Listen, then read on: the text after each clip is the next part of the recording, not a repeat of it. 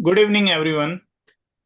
It gives me a great pleasure to welcome all of you to this special session on integrated business solution paper organized by Board of Studies Academic. Let me begin with a story. Imagine a time when getting a ride mean standing on the roadside, waving at passing taxis, negotiating fares, and often uncertainty whether a cab would even stop. For decades, the traditional taxi industry dominated urban transportation. Licensed operators controlled the market. Fares were often regulated, and the system, though widely used, was not always efficient or customer friendly. Long wait times, lack of transparency in pricing, and inconsistent service quality were common challenges. Despite these issues, the industry remained largely unchanged, and established players felt secure in their position. Now, in the corner of this industry, a small new player emerged. It didn't own taxis, it didn't follow the traditional model. Instead, it introduced a simple idea of connecting riders and drivers through a mobile app. Initially, it targeted a segment that valued convenience over tradition. People comfortable using smartphones, willing to try something new, and looking for a more predictable experience. Industry experts were doubtful regarding this. Traditional operators clearly dismissed this model.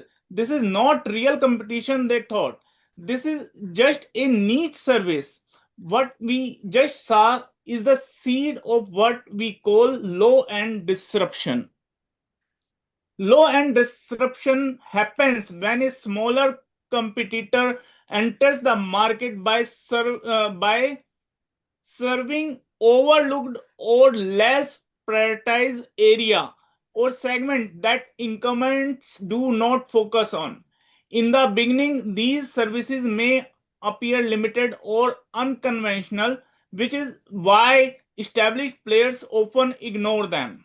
But over the time, the disruptor improves its offering, scale rapidly, and expand its reach until one day it redefined the entire industry. And yes, you have guessed it. The disruptor is our story relates to Uber. Uber didn't start by replacing the entire taxi industry overnight. It began with offering a more convenient, tech enabled alternative, real time tracking, transparent pricing, digital payments, and driver ratings. Over time, it expanded into multiple segments, improved service quality, and scaled globally. By the time traditional players recognized the shift, the rule of the game had already changed. The same story of disruption is not limited to transportation. Take this case study, Bharat 3D. Traditional home constructions is slow, labor intensive, and costly, often leaving affordable housing dreams out of reach of millions. B3D didn't try to compete with large real estate developers in premium segment. Instead, it focused on affordable housing market, an area often overlooked due to lower margins. By using 3D printing technology, B3D can construct homes faster, reduce material wastage, and significantly at lower cost. Just like Uber, it entered through a segment where inefficiencies existed and incumbents were not deeply focused. And now its model has the potential to reshape the industry. Disruption doesn't always begin with a big bang. Sometimes it starts quietly in areas where inefficiencies exist and attentions are limited.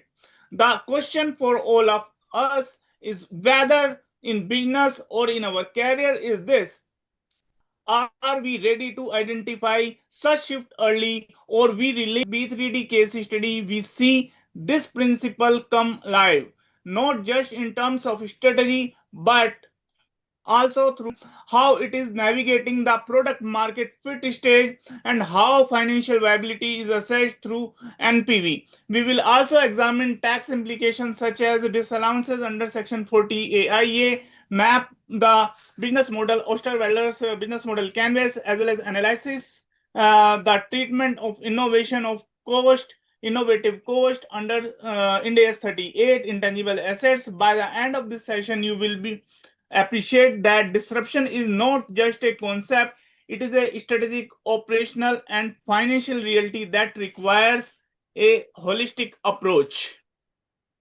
Today's case study is designed to promote higher order thinking by requiring you to analyze, evaluate, recommend practical actions in the realistic business context.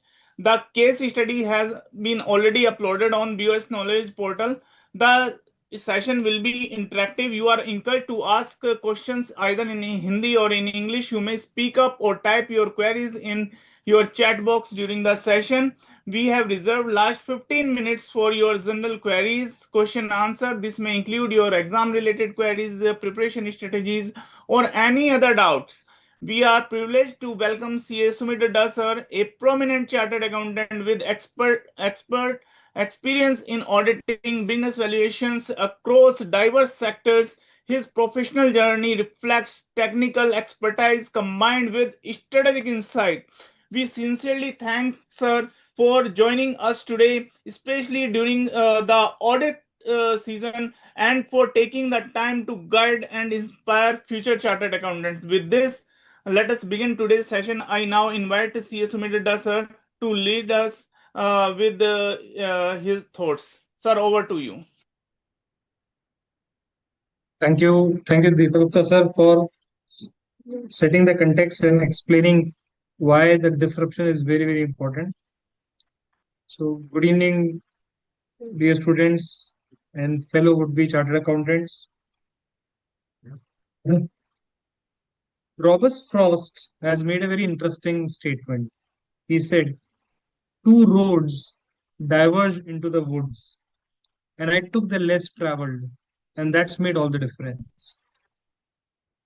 What did Edison said? Stupidity is when you keep doing the same thing and expect different result. If I need to grow exponentially, I need to do something new. Disruption is the key.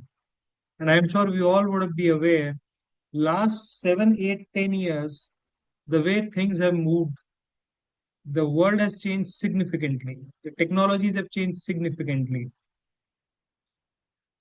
Earlier, people used to learn languages, Python, C++, COBOL, Java, because earlier learning any language or technology was like buying a house or building a house. That means you're going to use it forever. Ask any those who are youngsters may not know. Earlier there was a craze of learning C++, Java, COBOL, these Python, these basic computer languages, because people thought once we learn, it will be used for lifetime. Nowadays, learning is like putting a tent. That means for some days you will be using that, and after some days you need to move to a new place. The way things have changed, the way ChatGPT came, Claude came, Anthropology, Perplexity, the way things are moving, now you don't need to learn coding. You just need to understand how to make use of various platforms. So disruption will be there, and disruption demands thinking a new way to solve the issues. If we can think on that, if our mind is going on problem solving approach, you can always find a new way. The problem with majority mindset is we just go with what was written. I'll give you a small classic example. How many of you, tell me honestly, when you take an audit, you just look into last year's work paper, cut, copy, paste, and close? just due to paucity of time and all. You just take somebody what have done last year and take it. We thought we are saving our time, but don't you think at some point of time we are not thinking something new because we think that somebody would have done last year would have actually applied his brains, so it would have been fine. But we don't know what was happened last year. So always when somebody needs to look any problem, if you look with a fresh perspective, answer changes. Now we are going to talk about, let me share the screen, talk about tech construction industry. Now we are having a company called Bharat Tech. Now they are want to come in housing sector, construction sector. Anyone can quickly give their views. What are the challenges, general challenges in construction industry generally? What do you think are generally you find some challenges in construction industry? Any quick thought? Any quick thoughts? What challenges you think could be in general industry, in construction industry? Anybody can have a view, you can chat or speak what makes sense to you.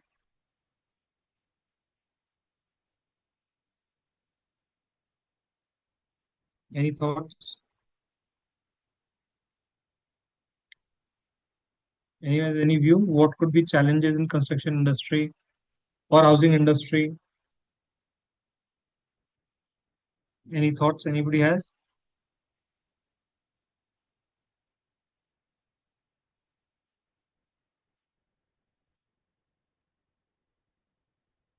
Yes, no, maybe.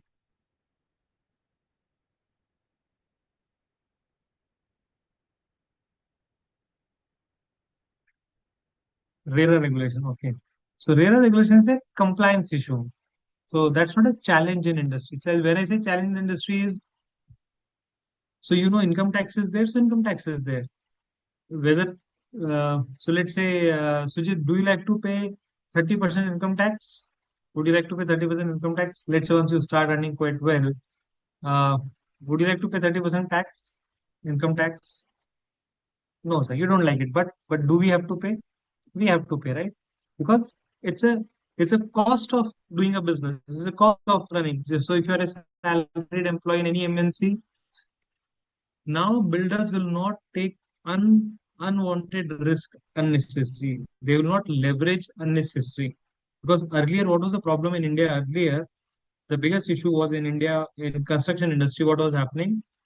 Builder will announce a project A. That okay, I'm going making a project A. Please pay money now. If you pay money now, I'll give you flat at let's say 10 lakh rupees. If you don't pay me money now, come back after 1 year, I'll give you 15 lakhs. Then what do you think? Will people start paying 10 lakhs to buy the flat? Yes, no, maybe. What's your view? If a builder announces that and people want flats, so he's giving an option. You pay me now, pay me upfront, I'll give you 10 lakh rupees cost. You pay me after 1 year, I'll give you a flat at 15 lakhs. Will people pay? People will pay. So he will collect money for project A. And then what he will do? He will build project A or he will go and buy a land for project B. What do you think? Will he build project A with this money or he will park this money?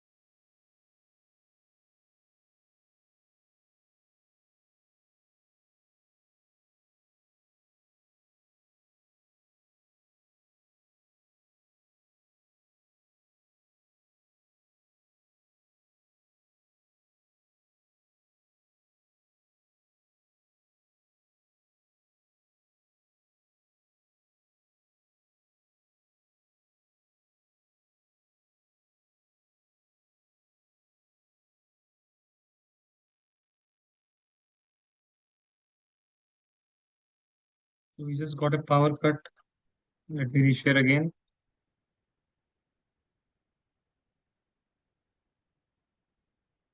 Just give me a minute.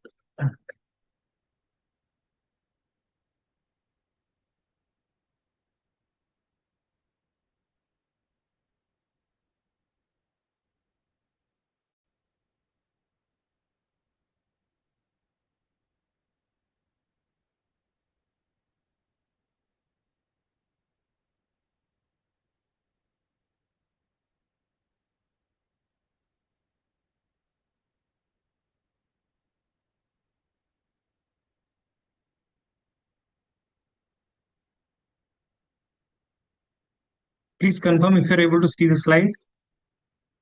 Yes, sir. Yeah.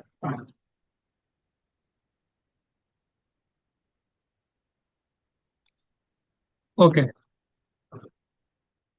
So, so what was happening earlier because of RERA was not there, people were taking funds from one company for one project and putting into other projects, which was causing a lot of issues, delay. So the industry was a challenge. Now, the biggest challenge of this industry is one, the labor. Skilled labor is one of the biggest challenges. If you got an unskilled labor in construction, will the quality of construction be good? It will be disaster. So you need to have skilled labor, and getting a skilled labor becomes a challenge at times because due to various opportunities, due to various geopolitical, geographic locations, sector specific locations, getting a staff is a challenge. So one is labor, skilled labor. Second biggest challenge is it takes a lot of time. It activity takes a lot of time. So we need to go to build. If I need to build a building, I'll go to the building site, clean the building site, start digging it, laying the foundation. Then I will put 30, 40 laborers there. They'll start putting brick by brick, cementing, flooring. And it used to take time, 3 months, 6 months, 1 year, depending on the kind of size of building I'm making. So this was taking a lot of toll and a lot of time is getting fixed into there. Now comes a disruption in this industry. And the disruption is 3D construction technology. Anybody has seen 3D printing of houses? Yes, no, maybe. Anybody aware of that 3D printing of houses? Did anyone has seen anywhere or an idea where can it happen that I can it happen that I can make fabrication in my factory warehouse, do all the designs in the warehouse, do all the fabrication, and at this plant at the site, I just I just transport the materials and fix it. Possible, not possible? What is your view? Any quick thoughts with anybody? What's your view? Possible, not possible? So before that, let me first share you a quick video of 3D. How 3D printing has started in India and how it takes place. Just give me a minute.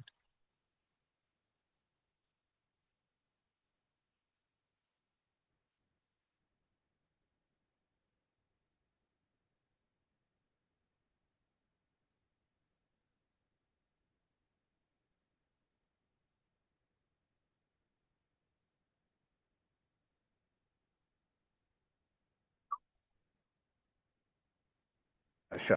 By the way, this is India's first G+1 3D printed villa. It's actually not built. It's actually printed by a huge machine. You have a really large printer that you mount in this particular plot. That printer actually prints this villa as per the design. The concrete that we are using, it has a composition of its own. These layers have formed because there is one machine which has been pumping in concrete in layer by layer all along the villa. Each layer is being put with some offset that is giving this slopy effect. Each outer world is actually two layers, and there is a hollow space. That hollow space is used for putting the ducts, the pipes and the wires and all. Shall we go inside now? Sure. It's around 2038 square feet, and there are 2 bedrooms in it, and this is a huge living space. Whatever we see basically here is printed by a machine, right? Yes, get these curvy structures. Yeah. That is very difficult with a conventional technology. Sir, it's an incredible home. Thanks, thank you so much. It's the future of technology. And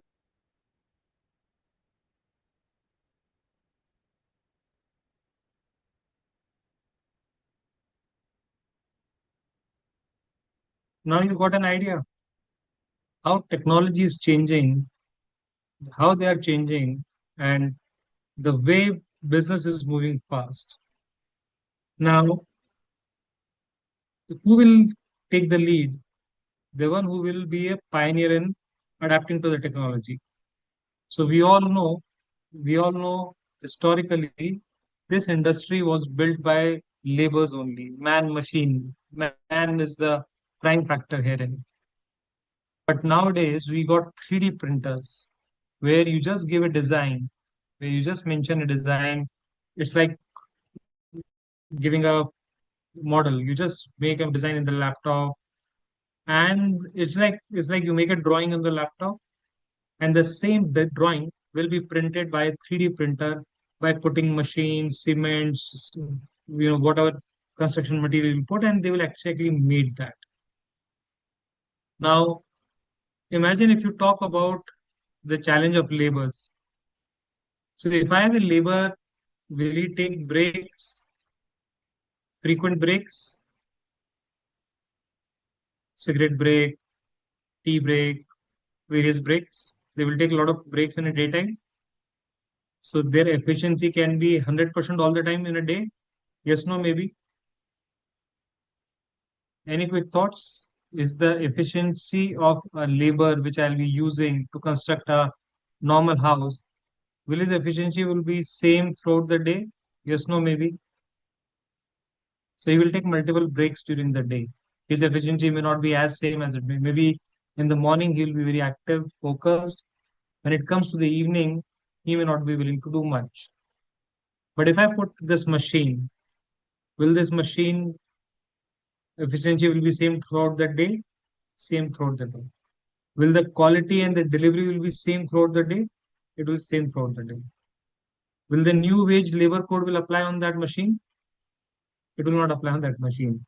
So this machine will not ask for gratuity. They will not ask for PF, ESI. Just I need to handle the machine with the way the manual is driven to be operated. Now with this change, if my construction time saves 1/3, if I'm taking 18 months to build a building and it takes me 6 months to make a building, is that a good deal? Yes, no, maybe. It's a fantastic deal. So you're getting the context where we are moving. So we are moving towards a context where people start working on, they start working on 3D technology. Now tell me what is the risk in that? So we need to, as a consultant, you need to always see both the sides. You cannot just go by one biased, closed eye view on one direction and just start taking decision only on the one side. I just shown you one side. Now you tell me as a businessman, if you are a construction guy, what are your doubts on that? What are your threats? What are you afraid of? If you take this technology, what do you think could be challenge? If you take this technology, how is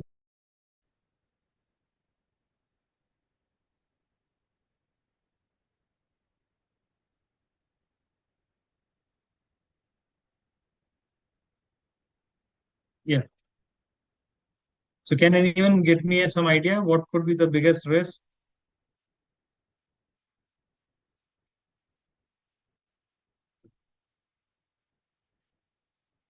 What could be the risk for the businessman? Anyone can think something on that? what could be the risk for a businessman to adopt this technology? So let's say if you ask a businessman and say you adopt this, he will say, okay, I'll adopt. Tell me what is the risk. To adopt. So 3D printing benefits I told you. It's faster in speed, reduce your time, which is time is money for a businessman. So he'll be very happy with the reduced time. But what could be the side effects? What could be the risk which a businessman could think of? Any quick thoughts or any slow thoughts? Now, if you are a customer, would you like to buy? Would you like to take a risk by buying a? So one is it involves huge cost. Okay, that is one. But this can be compensated, right? You need to understand if I am able to cut down my time one third. So this cost I can make it benefit in the long run. That can be done. But the biggest challenge is I make product for whom? I make product for whom? For myself or for end users, customers? Who do you make product for? End users. Do you think a customer would be having willing to accept a technology where a house is printed by printer, 3D printer? Will he have that faith in the longevity of the house that this building will collapse, building will stay longer, or he will still have old school thought, let me get a building done by man-made machine labor that will give me strength of the building. Printer may not succeed, may or may not. Does the doubts will bother the mind of the end user? Yes, no, maybe. It will. Can I charge higher price for telling him that, look, I'm making your house by printer, 3D printer. Let me charge extra higher? May not be. It will be very difficult to sell this concept. Very difficult to sell this concept to the customer. So I can only succeed when I make low budget houses. If you make a low budget house, then only you'll be able to sell it. Now let's go to the slides and presentation and understand the issues.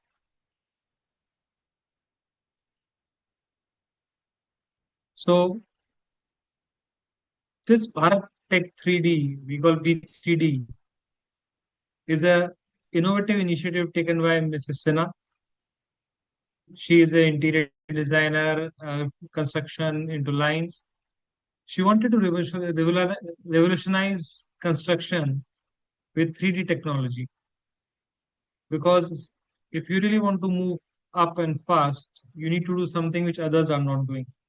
Where everybody was focusing on labors, she thought, why not to do it with machines? And that's what it says. Only those people are highly successful, those who try. Because since nobody has done in the past, and you say, no, this industry never has done with machines, automated. No, it has now started becoming. So somebody is willing to take a bet on the technology, can leverage in, we can always win the game. Now, due to movement of from villages to tier 2, tier 3 urban cities, there's a huge demand for urban housing. And the demand is huge. When the demand is huge, supply has to be also met in the same manner, in the same time. So currently, there is a huge demand for residential houses in tier 2, tier 3 cities. In metro cities like Delhi, Mumbai, Bangalore, Calcutta, Hyderabad, requirement of houses were there and it has been taken care of. But the cities like Jaipur, Indore, Ahmedabad, Surat, where tier 2, tier 3 cities, where growth has started and the people started moving from remote towns to these cities, the demand of housing has increased substantially. And there they need a builder who could provide a budgeted house.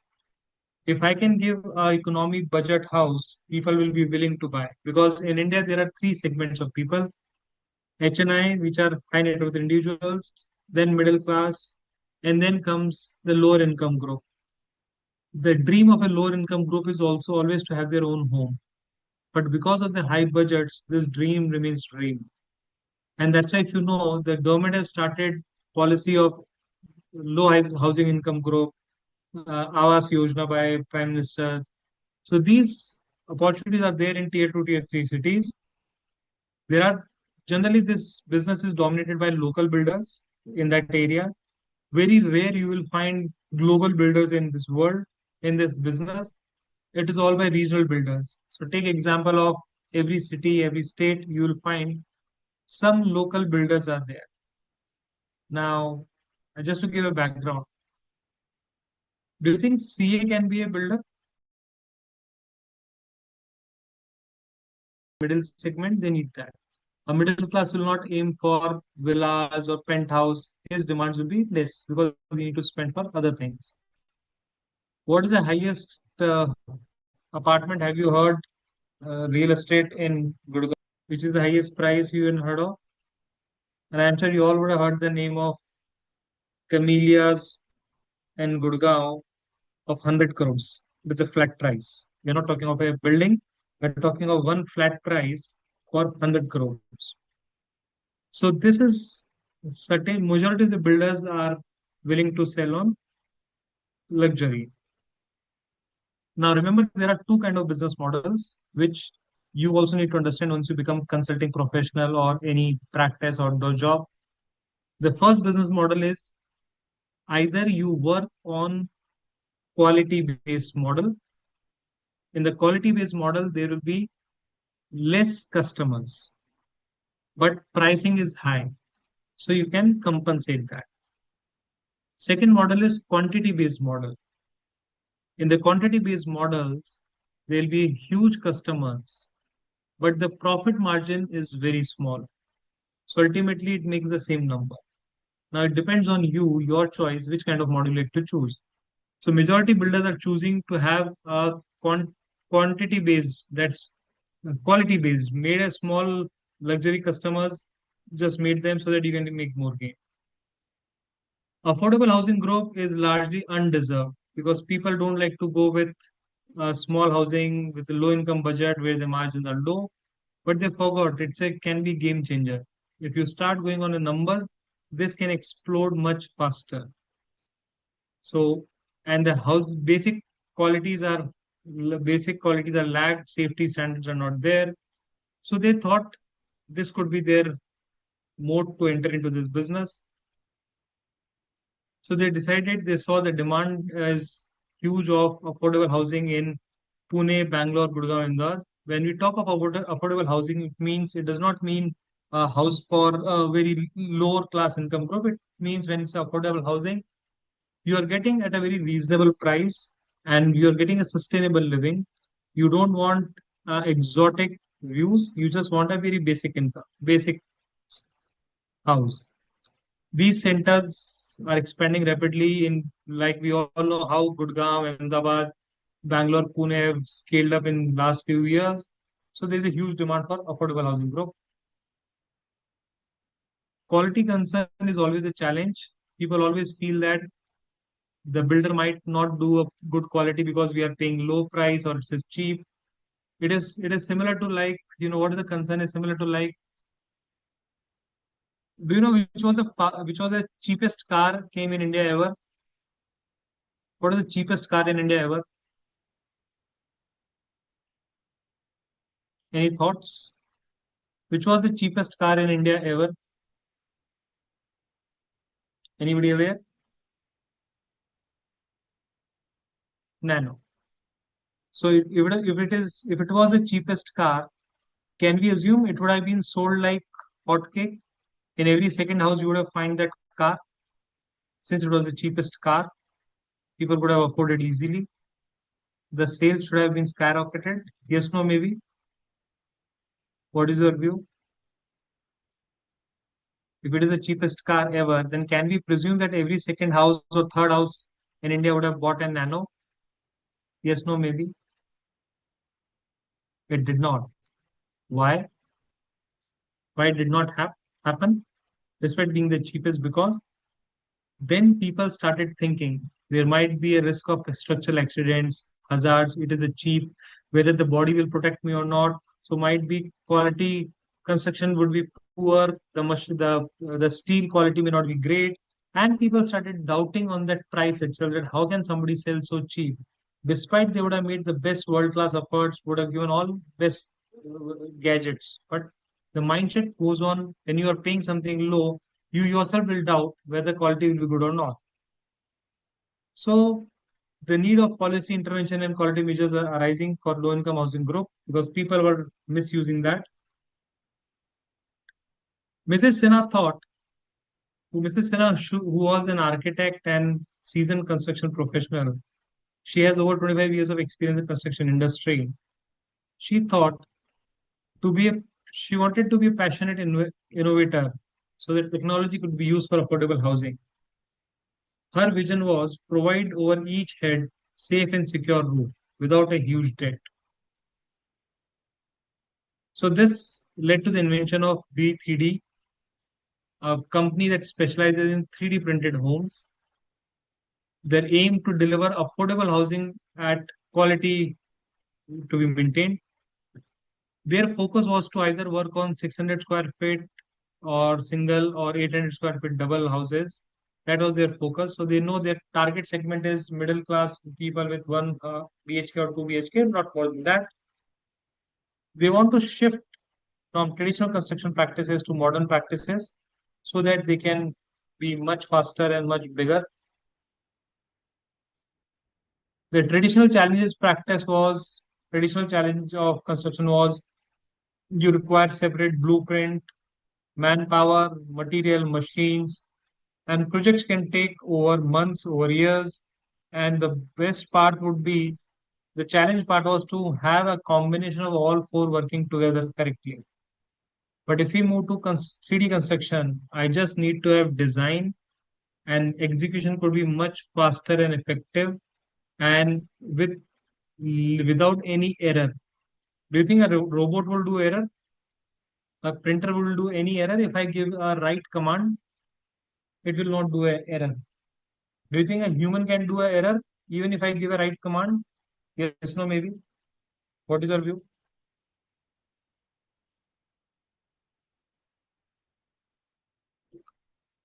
When your, when your principal asks you to do audit, at times, despite giving the despite giving the right commands, error happens.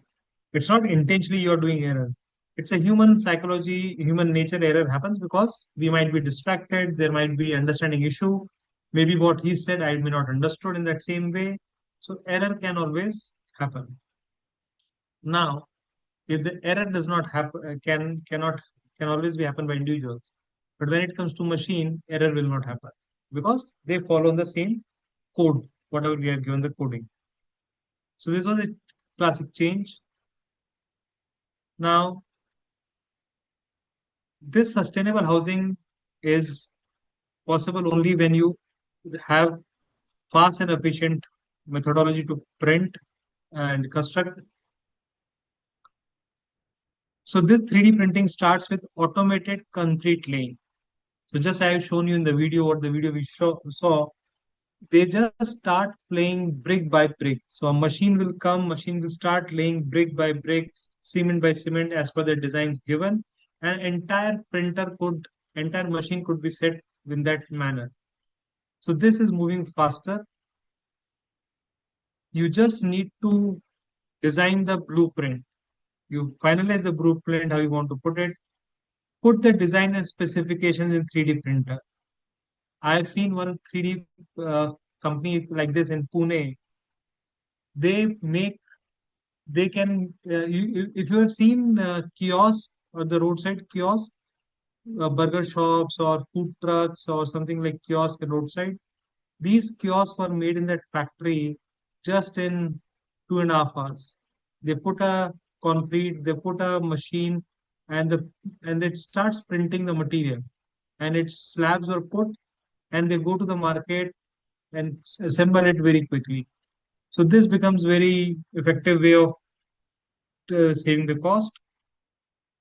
A printer builds structure by laying concrete. very manual interventions are required, so your errors are reduced. So this is happening significantly, and errors are getting reduced.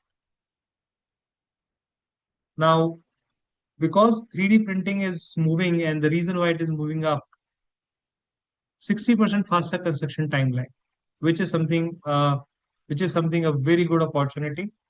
It saves, because in the business, time is money. Second, significantly lower material waste. When you are having a machine, the waste material will be lower because they know how to do it. Minimal human error, because we are doing by machine, so error is very reduced. Quality is superior. As I mentioned, the consistency of quality will be there, unlike humans, so human works depending on moods. And I can say for myself also, if I'm in a good mood, my speed of work would be double. If I'm not in a good mood, I can take the time which I double the time to complete that work.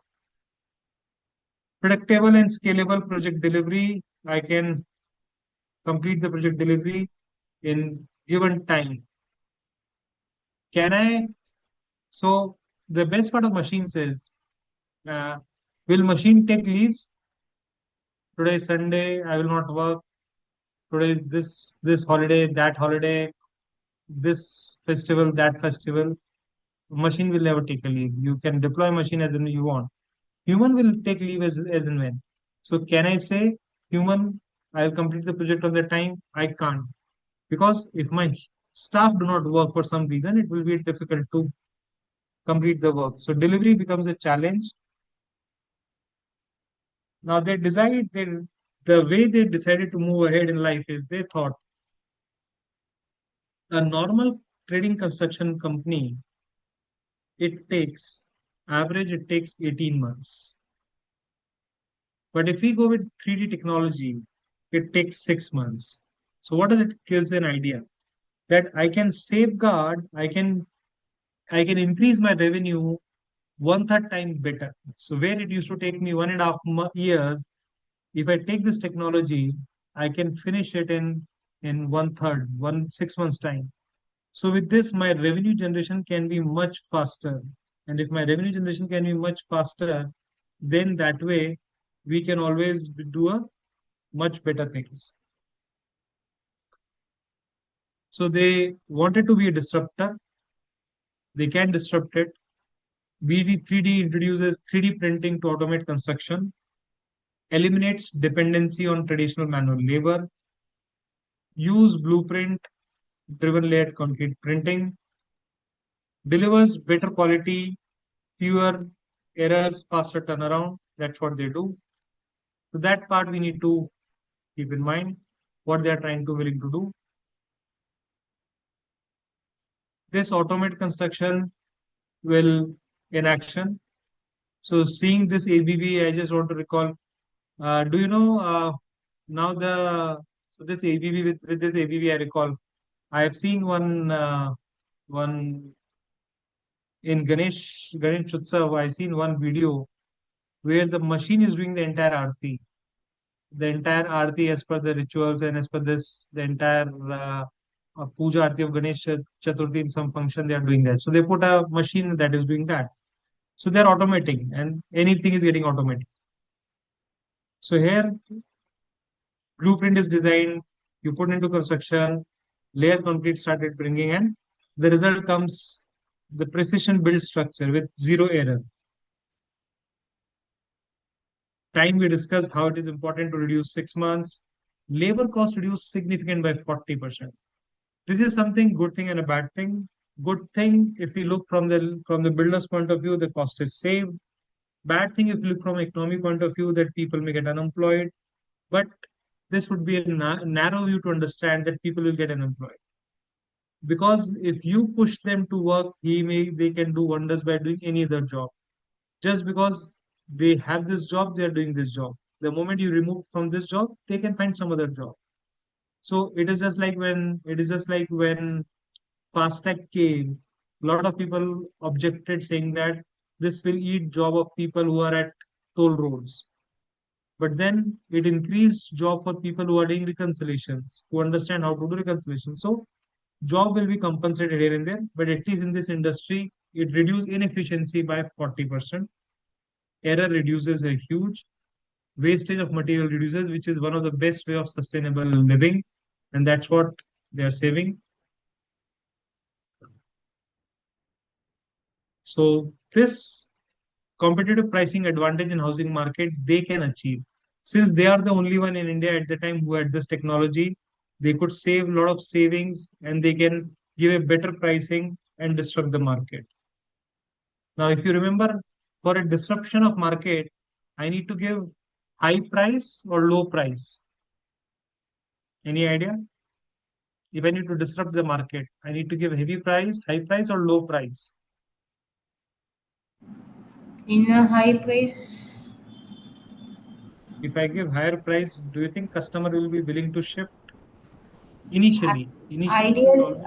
ideally they won't be able to, but when if I'm in the maturity stage and want to disrupt, then higher price. Have you, when did you started using Uber? When did you started using Uber? So from 2024, 2024. When you started using first time, did Uber give you certain coupon, discount codes, commissions, discounts, one trip off, 50 rupees off, 100 rupees off? Did they ever give you no. initially? You did not get any coupon codes? Okay. But Initially, when Uber, there is one local app in our place for buying the groceries. But when I started using first time, they gave some coupons, and initially, if I purchased, they, some 50 rupee royalty points will be added in my wallet, and I can redeem against each purchase. correct, right? So you agree on that. They give you something. Why? Because initially, it is difficult to accept people to get something new. Before Uber, what was there in India before Uber? There was a taxi called Meru Taxi. It is Yeah. still there, but very limited in number now. So what used to happen in Meru Taxi? You just need to call that taxi guy, the Meru company call center, that I need a cab at this location.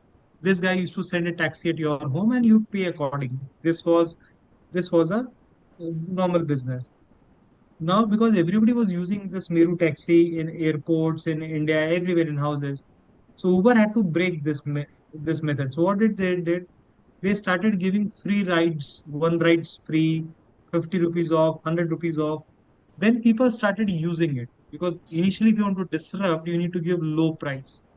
Once you give a low price, and then you start. Take example of Zomato, Swiggy, or Paytm. Initially, when you were using Paytm, they were giving huge discounts on Paytm. Many things were giving huge discounts. Now, once people start accepting Paytm, using Paytm, they stop giving discount. So initially, when you want to come into disruption market, you need to give lower price always. And lower price is very, very important to penetrate the market. Once you penetrate the market, you can always scale up. Once you have a monopoly, you can always scale up. Now, as we just talked about, we need to have a printer to do printing. And printers are expensive. These are not normal printers of HP and all. These are huge machines printer, which will be expensive cost. So they thought of loan financing options, but rates are high. So they thought how to do capex. Because to do capex, they need to ensure whether the money is going to be profitable. That part they need to think. The challenge of housing industries is the cost of lands are very high. So we need to keep in mind the cost of lands. Pricing of labors and material become very expensive. Now, with the war which happened, what do you think? Does that have an impact on labors? Yes, no, maybe? Or prices of materials? Any thoughts? What's your view with this? So there's a huge impact coming in, huge impact coming in because of materials getting expensive. Labors are not coming. A lot of laborers are moving to their hometown because of war and all. So that becomes a huge challenge.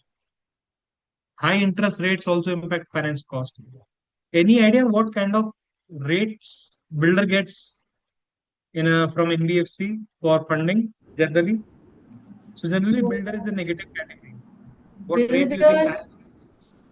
builders generally they get a higher rate, and before sanctioning of loan to builders, generally they ask for many documents like the construction plan and what is the how many flats booked and how many flats unbooked. So these they get, but generally they verify that negative list and also the other compliances for builders.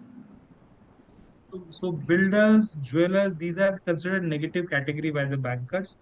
So Yeah, you don't get loan easily. You get a very expensive loan. So if I would have given a 12% loan to a normal businessman, I will give you 18% loan. yeah. And in a great So I have done an audit for NBFC in my articleship. So I have seen that they have given 22% for builders and jewelers, 22 to absolutely, close to absolutely. So 23. 22%, 24%. And in a gray market, when we say gray market in cash, when some gray market area, I have seen rate of 36%. So that kind of rate also builder takes because he need to deliver. So that's why he borrow at any price and deliver the truck. So so financing cost is very high. So if you don't have your own capital, your profitability gets impacted by financing cost. And that's why they always look for a JV. Nowadays what happens in a builder industry, the builder will go to somebody whose land is there, and builder will say, this is your land. I want to do a JV with you. On your land, I will do a construction. I'll make 10 flats on your land. Five I will give you as your profit. Five I will sell as per my revenue. So this way, without paying money for buying the land, he just constructs. So his cost is only construction cost. And then he give a future revenue. So this is the model because it's a challenge. And biggest challenge in this is inventory removal is very, very difficult. What is the problem of this industry? Let's say you're talking of, let's say, iPhone. I bought iPhone 19. Let's say I'm a distributor in Jaipur. I purchased 100 iPhone 19 to sell, and only 80 were able to sold. 20 iPhones are still unsold. So I bought a stock of 100, 80 sold, 20 are not sold. Then I know iPhone 20 is also coming, so my price of iPhone 19 will go down. Can I courier or can I transfer my iPhone quantity which is left with me in Jaipur to Delhi or to Mumbai to another iPhone dealer? Can I transfer to them and say, if you can sell at your store, you can sell it? Possible? It is Not highly possible. possible. Always possible, right? I can always do a transfer to another branch, another office in India who sells iPhone, and they can do that. Can I transfer my flat inventory, my building inventory? If I'm not able to sell in Jaipur, can I shift it to another city? You can't. No. That is the biggest risk, that inventory remains dead. If the building is surrounded by bad area, or let's say something uh, change happen where the government puts a bridge under your building or bridge near your building, or some developments happen near your building, or some illegal development happens, something goes against your building, the location becomes a disadvantage always. You cannot move anything from there, and selling inventory is very different. Also, you can always sell a stock. So let's say if I'm a s- cloth merchant, I need to sell out my stock. I can always give a scheme, buy one get one free. I can do that. Can I do this in my real estate? Buy one flat get one free? Possible? Not possible. So these makes this business more difficult where you're not able to exit. That becomes a huge challenge. Now she need to think that there is a strategic outlook for B3D is that leverage the cost and time benefit because of technology, accelerate project cycles to get more and more cash flows, adopt prudent financing technology, and turn technological edge into scalable model. That's what they need to do. The team that we are making is of highly qualified engineers who can understand, who have expert in multi-city project execution, so they can put projects in different cities. To retain the best talent, you need to offer competitive remuneration packages. As they say, in if you pay peanuts, you will get only monkeys. So you need to pay cashews. To pay cashews, you will get a talent only when you pay cashews and almonds. So you need to pay a good salary. Now motivation is driven by uniqueness of the project, because just like I show you first house of printing, this has a huge impact. Employees take pride in joining your company because of the name and the brand name they will carry, that first company in India having a 3D technology. They want to get the leverage benefit of it. Now, whatever you do, 3D, 4D, 5D printing, you need to have a cement and steel always mandatory. This is the minimum raw material. Without this, you cannot survive. If you don't have a cement or steel, the business is zero. And I need high grade top quality, which is available from limited suppliers. Now, I am a small volume buyer, so my bargaining power is less. Therefore, I need to have this challenge. And the challenge is, because I am a small volume buyer, will they take my orders priority, or they will take my orders at the last? As a distributor, let's say Tata Steels, Adani Cements, if my orders are small, will they consider me as a priority? They will not consider me as a priority. So my biggest challenge is, I don't know if my stock gets finished, within how much time I will get it returned. So my lead time is uncertain. So I need to have a buffer stock which will always be with me, so that so that my my business does not get functional challenge. Or I should do a strategic tab with someone else who can give me cement and steel when my stock gets finished. So they need to decide how to maintain my inventory and supply for bricks and glass also. So apart from cement and steel, bricks and glass is also there. Bricks and glass, the problem with glass are they are more fragile. And if I don't store properly, any break happen, customer will not accept it. But this is easily available with multiple suppliers. I can always get in point anytime. I can procure as on demand. So it is just like Blinkit to me. If anybody is willing to order, it's like some guests come to my house, I can immediately order a Blinkit. That is what this project is available. Now we need to consider what is the model we need to consider for inventory. Should we consider on lead based, or minimum order quantity, or just in time? That we need to decide, because cost compliance is there. They're also thinking to decide on pricing. Can we give a standard price? Now, if you go and buy clothes, then you get a standardized price. Like, for Alan Solly, for Phillips or Louis Philippe, you have certain price, you know that. But for housing, builder keeps changing the price. Every time he give you a new price. They wanted to become a pioneer in saying, we give a strategy that 1 BHK 10 lakhs, 2 BHK 12 lakhs, across the city, same price. This will give, what do you think this will give to customers? Will it be beneficial for customers? If in the same city, I'll give you same price. You go anywhere in your city, take 1 BHK 10 lakhs, 2 BHK 12 lakhs. It gives a confidence to the customer that, okay, you are uniform, you are giving same price, so you are not overcharging or undercharging based on certain optional benefit. So this is something customer will always like it. Traditional markets, you sell at 15 lakhs and 18 lakhs, so which is 23% more than your B3D price. So it is higher than what B3 would have actually sold. So they are able to make margin here. With this disruptive price, if the market is able to sell at 15 and I'm able to sell at 10, I will be having a huge relief to customers who will be moving to now from traditional to new customers. We aim to maintain 8% profit margin per flat. That was our aim is. Now, market impact would be competitors would be unable to match B3D's pricing.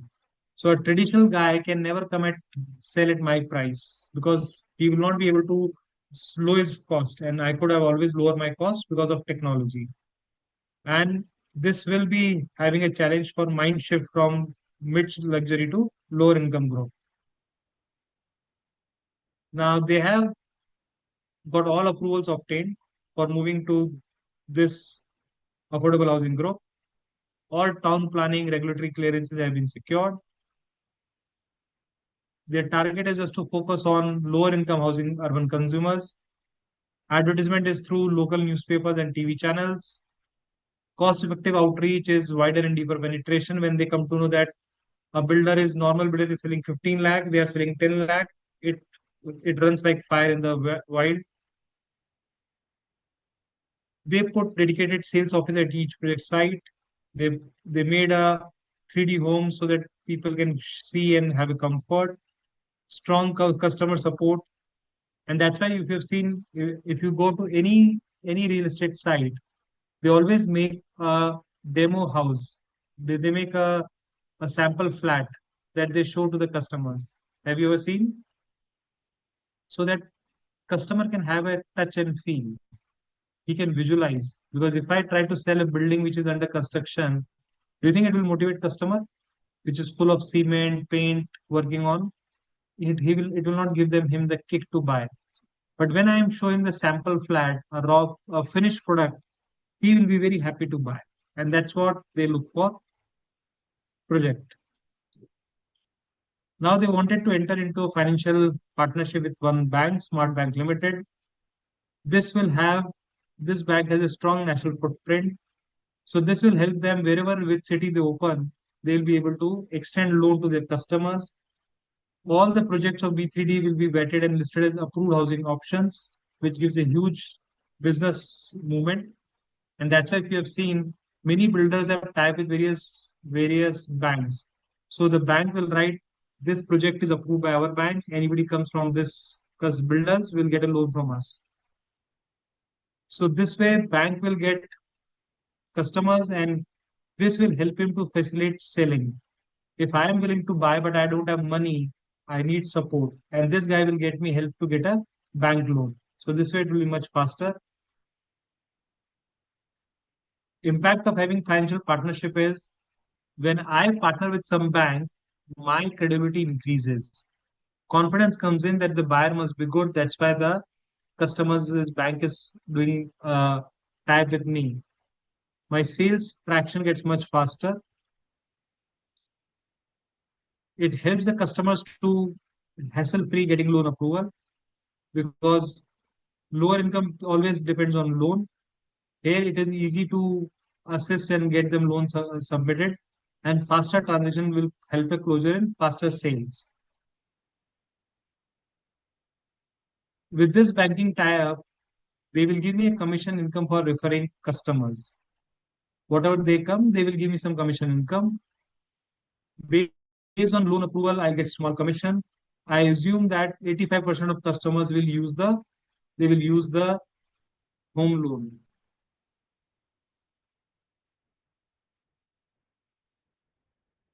So shall we take a quick break of 10 minutes here before we go into now? After that, we'll go into strategic research and development and other things. So we'll take a 10 minutes break now.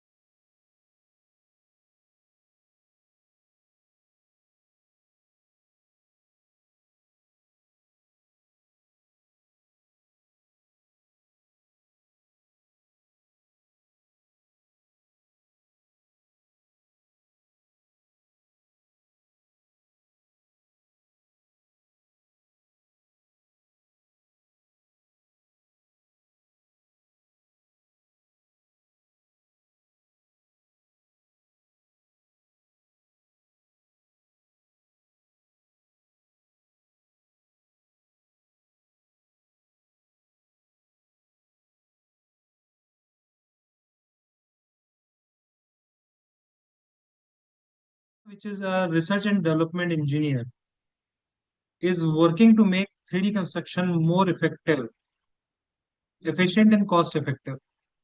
Since it's a disruptor company, so management is fully supporting it. They identified the cost and quantified that till March 25, 24 lakh has been spent on making this construction effective and efficient in technology. So they recognize this as an intangible asset. Now, this R&D investment, we got approvals by regulatory health safety that okay, you can use this technology from 1st July. Project got completed by 30th April of finishing this technology. Now, if we try to evaluate our technology, a third party has given us an offer of 17 lakh. And Bhavna view is it will at least save our 19 lakhs in long term, in perpetuity. What do we mean by perpetuity? Perpetuity means company keeps on going. So this technology can be used till eternity. And that's what the expectation of Bhav.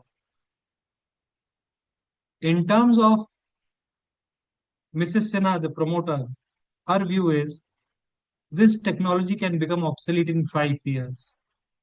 So whatever we can save in 5 years, that should be the value. So she got a value of 18 lakhs based on cash flows in 5 years. Because post 5 years, due to technological risk, it becomes an issue. I'll give a classic example of technological risk. You all would have heard about pager, a pager device which came before mobile in India, where somebody can just send a message to you in your device that gives a beep to you. I can just do a normal telephone call and that comes to your device. This pager was become a very big invention at that point of time. But then, the moment mobile came, immediately this message drop device lost its existence. And now this pager does not function in India. You will not find anybody using pager now. So this becomes a huge challenge. Technology was drastic. Similar example of you see compact disc, CDs. You all would have used CD for something in your life. You all would have bought a compact disc at least for something, storing data or something. Now, do you see anybody using CD? Even your computer, laptop don't give you a CD driver now, right? So this becomes a huge challenge. This becomes a huge impact, and that is challenge of technology. Therefore, though the engineer expects this technology to run forever, but the owner believes that it will obsolete in 5 years. So I'll expect 18 lakhs revenue, max value. Now, I need to do impairment testing. I can do a capitalization post regulatory approval. In a research and development, if my expense is classified under research, can I capitalize this or I need to expense to P&L? What is your view? Any thoughts? If I'm doing something as a research, it will be always charged to P&L. Once my research get success and I start developing based on that research, if I start development, then that development will be capitalized. So I will capitalize that once I got regulatory approval and research is successful. Then we go for capitalization. If I'm not clear whether this thing fall between research or development, then what should I do? Sometimes it's a gray area where you cannot fix. It's a research or it's a development. Where should I put? I should put at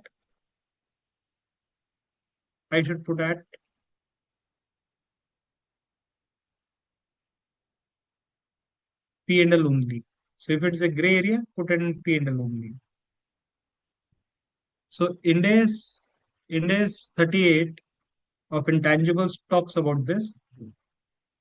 So when I am doing, so as on, I did an expenditure of 15 lakhs till 31st March as a research. So I charged to P&L. On 30th April, we discovered that this is now successful research. We are going to develop on that. So whatever we have charged to P&L last year, can I reverse from P&L and capitalize that? Yes, no, maybe. Yes, no, maybe.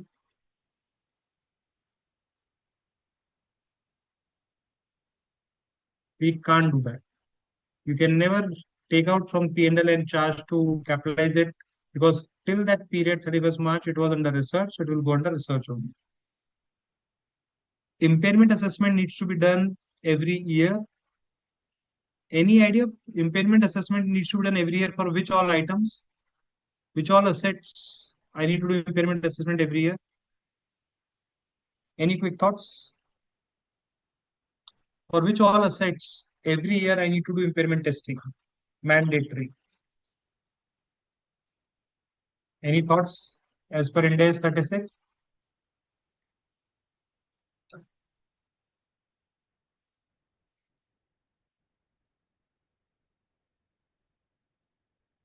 So one is goodwill. Wherever we have goodwill, I need to do impairment testing every year for goodwill. That is mandatory. Second, if I have intangible assets with indefinite life, any idea which assets could be intangible with indefinite life? Like brand. So brand has an indefinite life. So I need to do impairment testing every year. Third would be impairment testing of individual intangible assets, work in progress. Any intangible assets, WIP, need to be mandatory work for impairment testing. This does not apply for tangible asset WIP. It is only for intangible assets WIP. So this you need to factor in.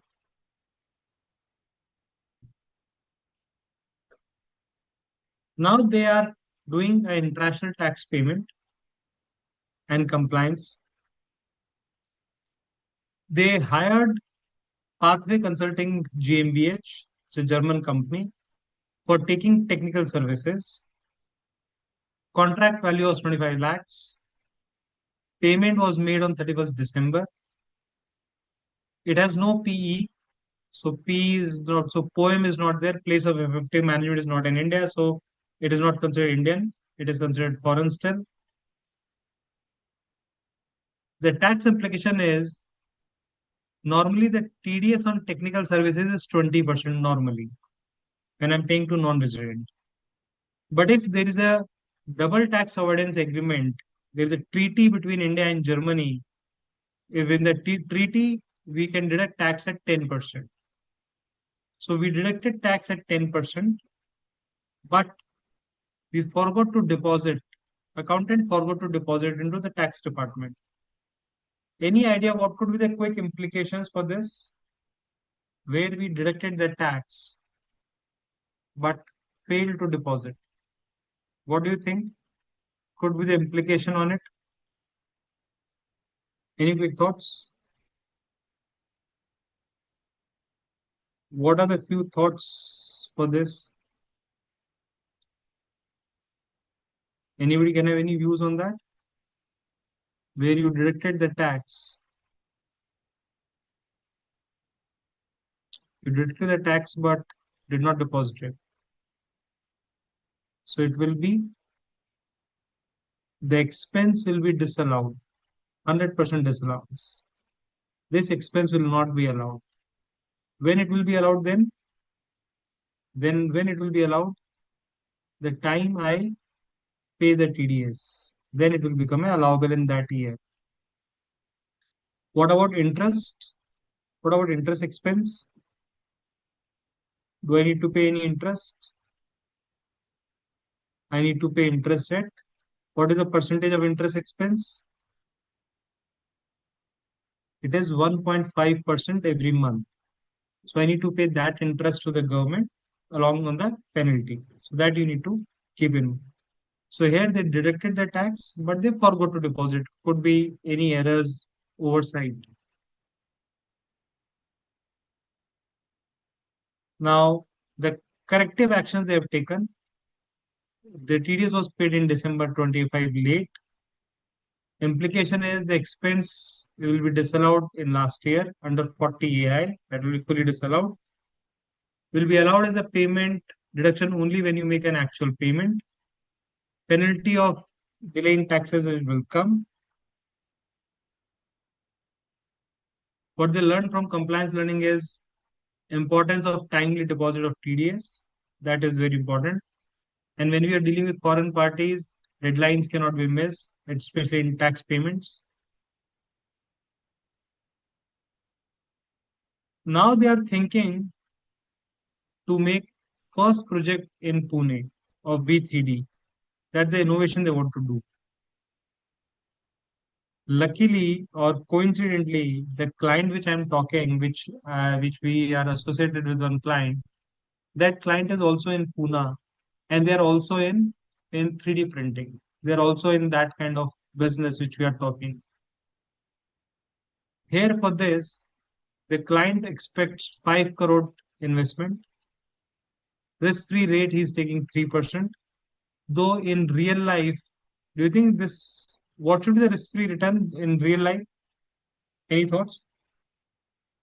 Ideally, what should be risk-free return? If I want to do a valuation as per cost of equity as per capital asset pricing model, CAPM, what should be risk-free rate generally? 6% maybe, approximately 6%. And how do we derive 6%? We go by seeing 10 years Government of India bonds. So government issues 10-year bonds generally at the rate of 6.5%. That becomes a benchmark. In global world like US, the bonds are issued for 30 years by government. So they take 30 years interest rate as a benchmark, that this is what a bank expects. This is what a country expects to pay at least for 30 years, this much minimum interest rate. So this becomes a risk-free rate. But here they have taken 3% for calculation. They want to set up this project in Pune, and they expect uh, what return we could get, because it's a risky return. So they're expecting we'll put 3% and see what minimum return I can get it. So based on their certainty equivalent cash flows, where they have made sure they will get a sufficient cash flows, 1 crore, 2 crores, 2 crores each year they have put in, and based on cost of capital, they are expecting a total cash flow of 8.35 crores. That's their expectation by discounting at present value. What happens in certainty equality approach? We adjust the cash flows for certainty equivalent and take conservative projection valuation. Here we don't take aggressive approach. We take a conservative approach. We discount cash flows at risk-free rate of 3%. This helps determine if guaranteed return is more than the high risky return. So that way you can ensure the deal is right or wrong. Now, what is the basis of project capital budgeting? If your net present value is greater than zero, then it makes sense that project is financially viable under risk adjusted criteria and can be tried. But if it is coming negative, then it is not worth taking a risk at all. Now they have a choice of doing a lease accounting. Now, any idea what is the lease accounting concept in India? What do we mean by lease accounting?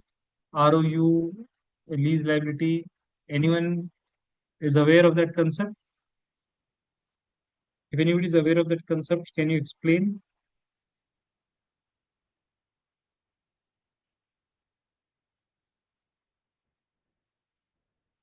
Any idea?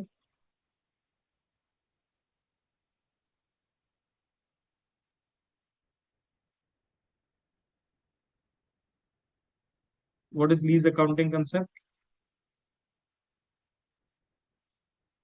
So the lease accounting concept is the standard came in 2019, and what does the standard says?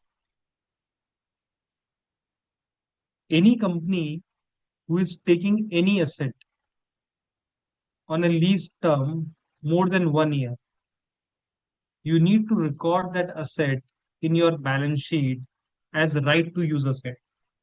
So let's say I have taken a building on rent for 5 years. I've taken a building, I said to a landlord, give me for 5 years. And he said, let's say 1 lakh per year is the rental. So total 5 lakh commitment we have done.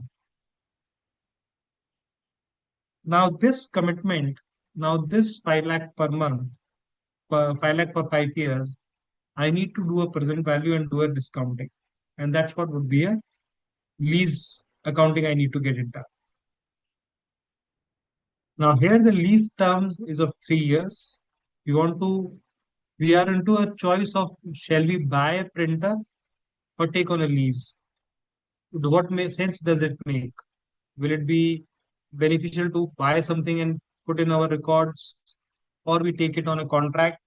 Just like if you would have seen in MNCs, if you have seen in MNCs, you would have seen a tea coffee vending machine where automated tea and coffees are made. Are they purchased or they are on taken on lease? Any quick thoughts? Anybody has? Are they purchased or taken on lease? So they all are taken on rentals generally. So there is a business market which says you give on rentals, they charge particular rentals based on number of cups and all used. So this is a choice a builder, a management need to make. Shall I buy or lease? And again, cannot be any right answer saying that buying is not good or lease is good. This answer cannot be generalized. You need to see a specific context. Based on that, you can always devise. I am sure you will hear various arguments like people should not buy real estate, they should not buy homes, they should always live in rent free, they should always take a rented apartment. They can save more money by investing that money which they're going to buy a house and putting into the FDs or stock market, blah blah blah. So many people will have different thought. But if you ask your parents, would you like me to go stay in a rented apartment all the time or what a permanent house of my own? What would be their choice? It's no brainer. Their choice would be have your own home so that nobody can ever throw you out. Because every year, if you are on a rented premise, every year you need to change the house.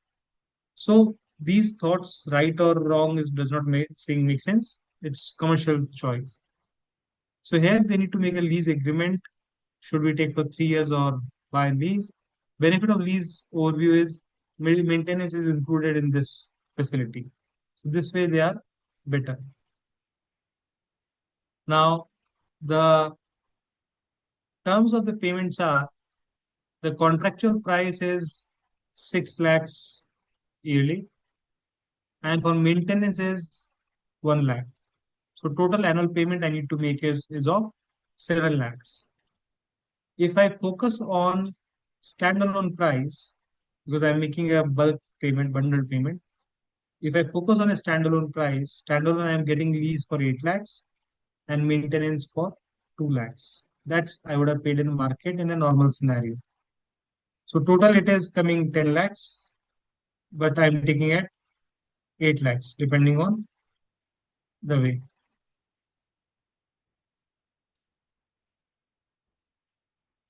Now there is practical expedient where if you have available standalone prices, you can replicate that in that percentage that is not there, that they are not accounting. Now let me take you to the more into case studies and take some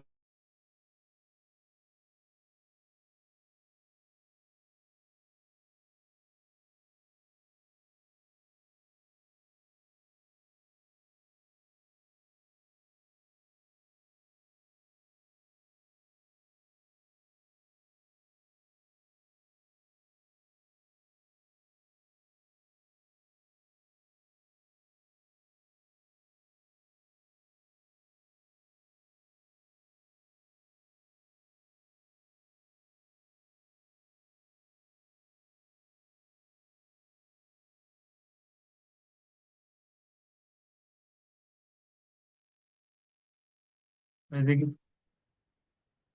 some issue in Zoom. I think I've been thrown out. Yeah, just a second.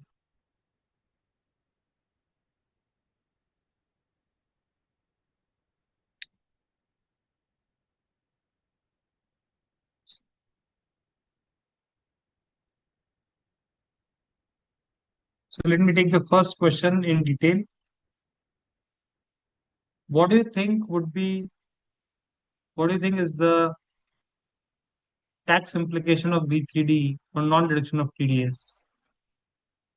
Is there an interest for failing to deduct TDS? As we just discussed this question a few minutes back, there will be a tax implication. Expense will not be allowed in that year, and the interest liability on default in depositing TDS will be applicable on the company from the day it was supposed to be due. That is mandatory to be put in there.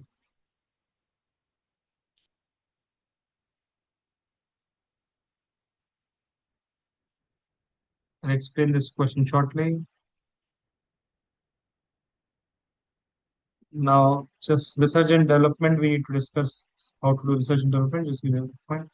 So let me take first few questions and then we'll go to the real case study. Which type of disruption you think will come with the introduction of 3D printing? Any thoughts? Which one you think fits the best answer?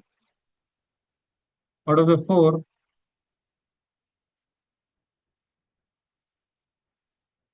which one is your view?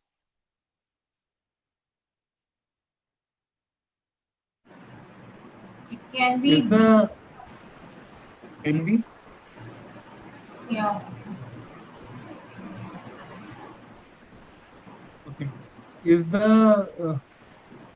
So competitive, the market? Yeah. Go ahead, Amit. You're saying maybe something, Amit? competitive disruption. Okay. Okay. Now, first of all, is it a market was new or market was same? Did the customers become new or the customers were same? So it did not created a new market. New market is new market is like, for example, do you know in African countries till date, some places they don't brush their teeth daily. So UNO, World Bank had sent these habits slowly there.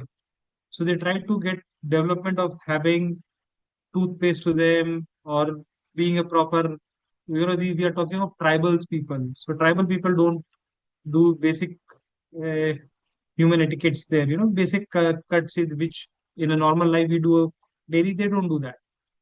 So there is no market for selling toothbrush there, right? But now if you go and develop it, so it's a new market. That was not happening here. Now, is it a generic disruption? That is not also a generic disruption. Because generic disruption means when you cut across industries, market, organizations, a functional shift happens. So that also not fit in generic disruption. Competitive disruption is also not there because competitive disruption is when there is someone who is into 3D printing, you make a better 3D printing on that. That is a competitive disruption which you are not doing. So when a new competitive disruption is when a new vendor comes in, when a new entrant comes into the business with a limited resources, he can damage your business much faster. That is not happening. Here it is. Here it is low end disruption. And I'll again go to the answers why it is low end disruptions.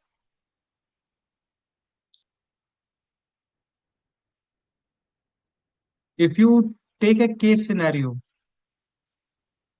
according to which setup of startup you think B3D comes into it? Is it a pre-startup stage with problem market fit, problem solution fit, startup stage with product market fit or with scale fit? What is your view? Where do you think it comes in?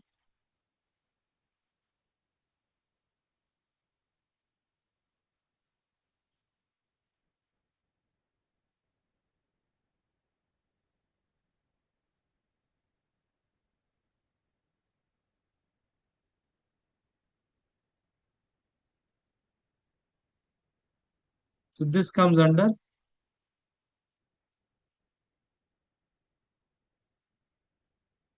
let me take you to the website. Let me take you to the case studies and then we can solve you also. And we'll also try to do a case study calculation by method Excel or calculator. If you can have calculator or Excel, you can do that.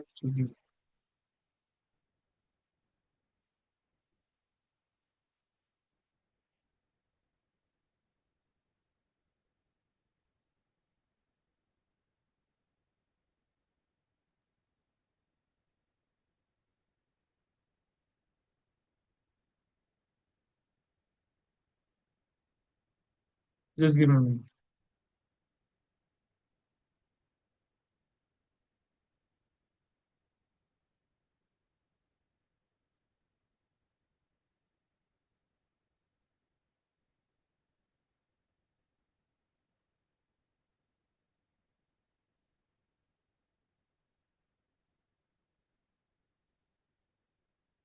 Just give me a minute.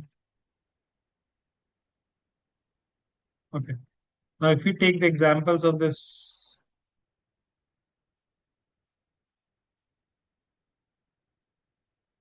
we'll take the examples or questions what we are having.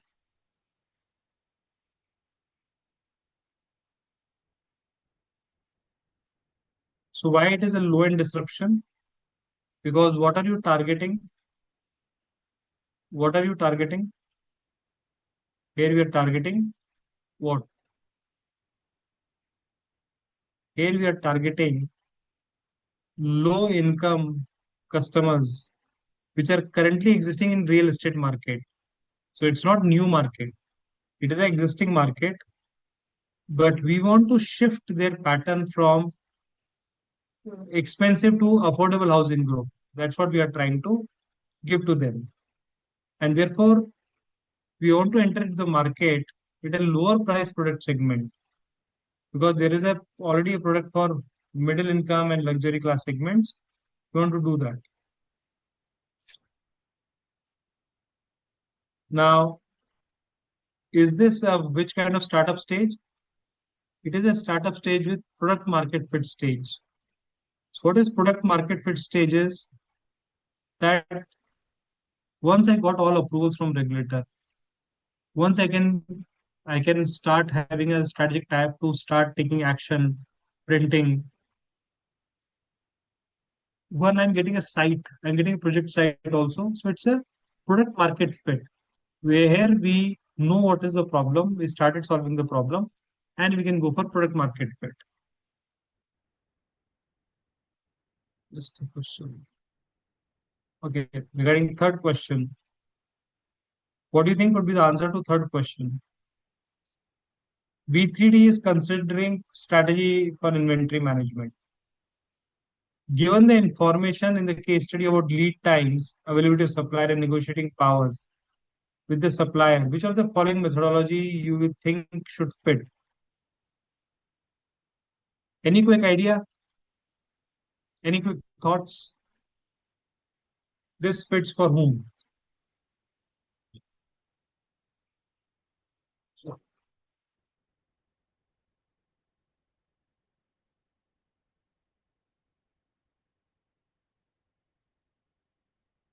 According to you, which strategy should I take?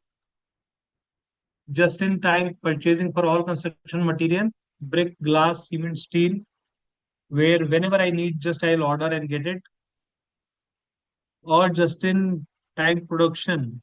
So one is purchasing, where I can purchase from the where I'll purchase from the respective places, or I can have just in production that Wherever needed, I'll start producing and get it from my own. That requires heavy capex, which I may not be in a position to buy all. Third could be inventory to stock for materials like bricks and glass and just in time for cement and steel. Or last one, I can inventory for cement and steel while I can do a just in time purchasing for materials like brick and glass.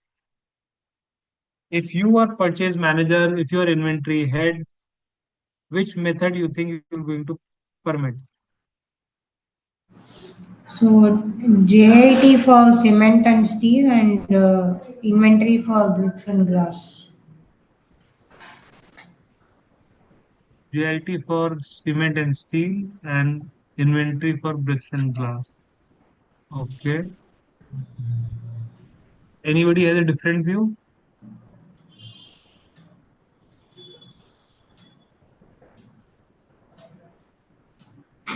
Anybody has a different view?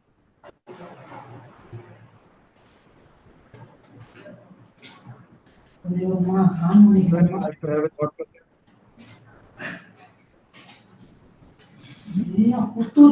Okay, now when you say just in time for cement and steel, that means the moment I order, I should get it.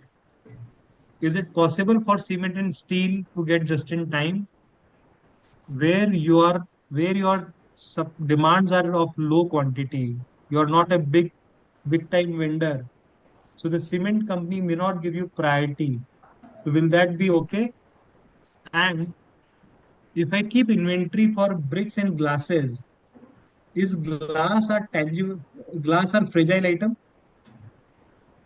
Can they break on my storage? Yes, Possibility they of getting possibility of breakage of glass is more, but since the main product is cement and steel, so if suppose there is a shortage, adopting JIT will be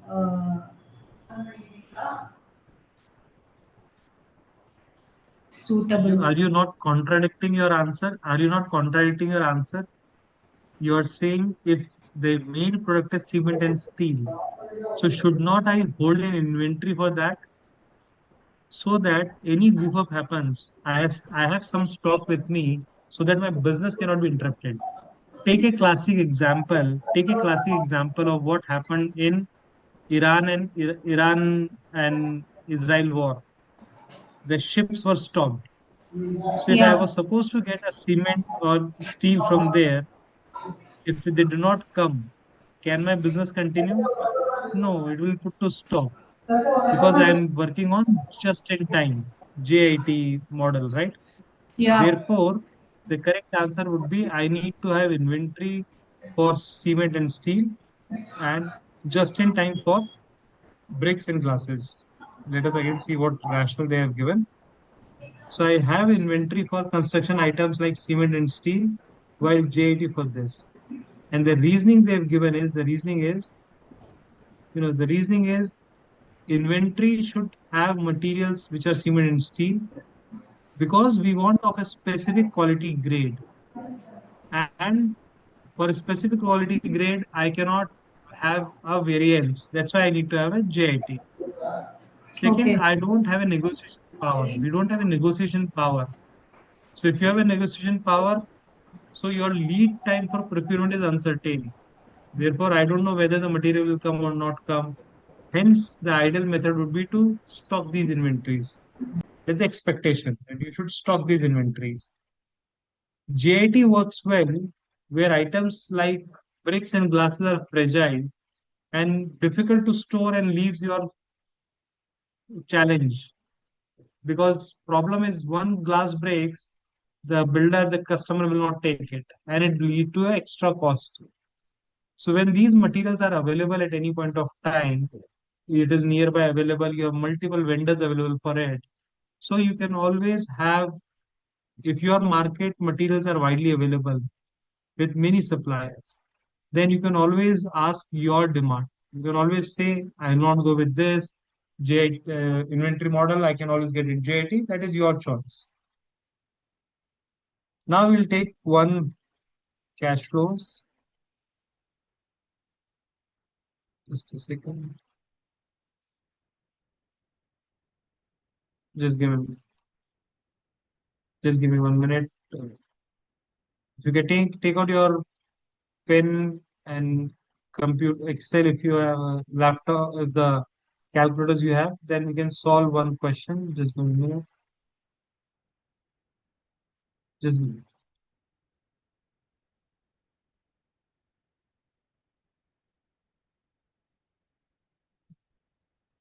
let me take you to the question and you try to solve this and say how much it will come answer. All of you can take a help of calculator, and if you want, I can use the Excel if you want me to do an Excel, but if you can use a calculator, it will be better for your exam purpose. Just see how you will get it. Just a second. Just a second.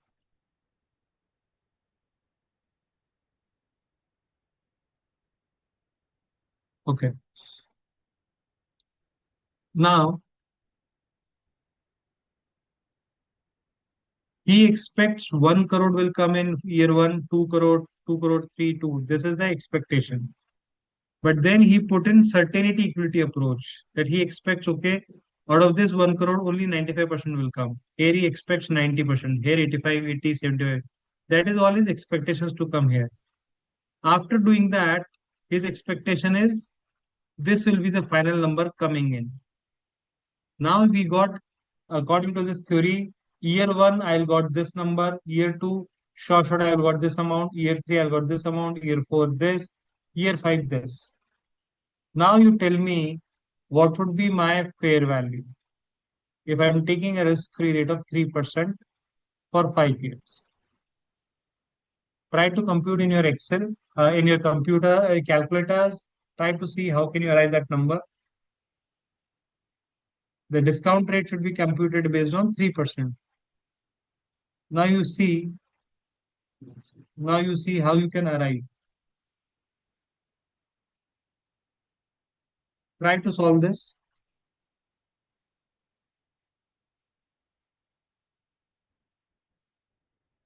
Let me see if I can do from along with you. Let me also try to solve along with you. Just a second. Just give me a minute. Let me open one Excel so that I will also work with you. Just a second.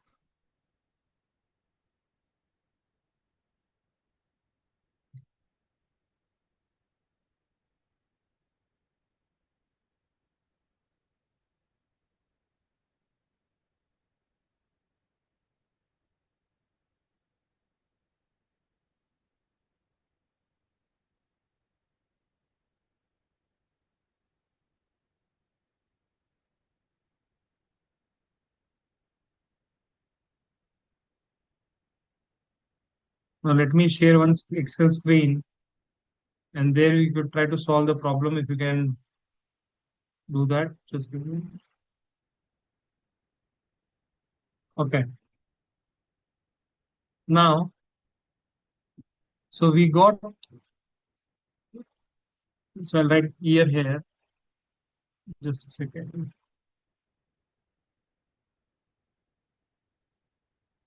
So we got year one, year two, year three, year four, year five. We got this here. Now, just give me 1 minute. I got one answer 7.60. May not be. Okay, let us check how much answer we are getting. Let us check. So now amount, how much, what amount you have put here? Just a second. Seminathan, what amount you would have put? What amounts you would have put in this? Yeah, three decimal is fine. That's not a challenge.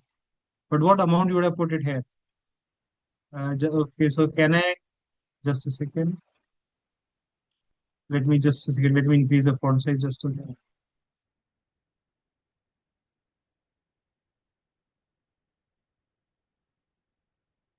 Okay. Sir, I used in the year 1 0.95 into multiplied by 0.971. Okay. One, So you use this amount, right? So amount you would have used 0.95. yeah, Whatever is 0.95, coming. 1.80, 1.70, 2.40, 1.80. 1.50. Okay. Okay. And 2.40. Okay. And 1.50. Okay. Now, what is the, just a second. Now, what is the, just a second.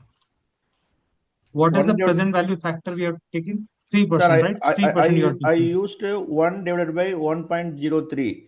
The first year 0.971. Just a second.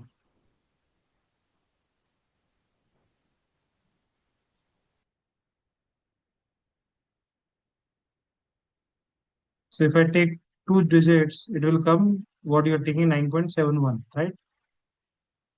So we are For getting me, this number. yeah, 0.971. Okay. I multiply this. Now, what did you get in the next year? Next year, what Next did you year, get? 0.943. 0.943.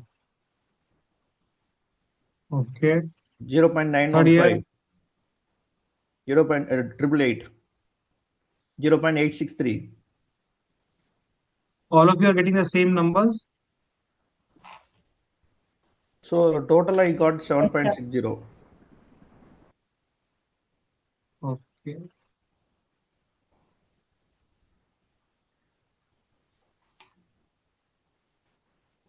Okay. So I assume everybody would have got this. Now my investment was of 5 crore. So how much benefit I'm getting out of this? 2.6 crores. So computing this, you need to understand how to compute this. It is very important to know in exam how to derive present value. In SFM, this will be very important things to for cash flows. So we always divide by the 1 plus what is the interest rate coming and then multiply. Based on number of years, it keeps on changing. So that way you can always, that way you should always try to find out what is the interest rate. That way you can get a right number. Okay. Now the question was how much money we are making. Just a second. So 7.63 minus 5 crores will give me a, that will give me a, just a second, it's a 5.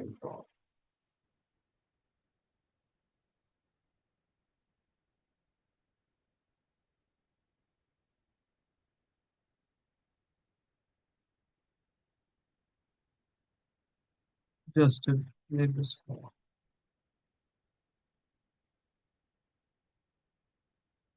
yeah. So now what is the profit? The profit is 2.6 crores. So what is the net present value?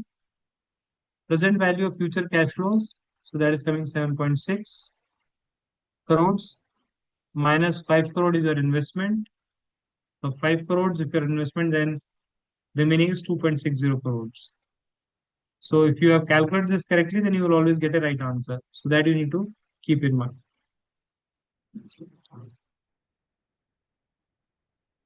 Now, in terms of lease,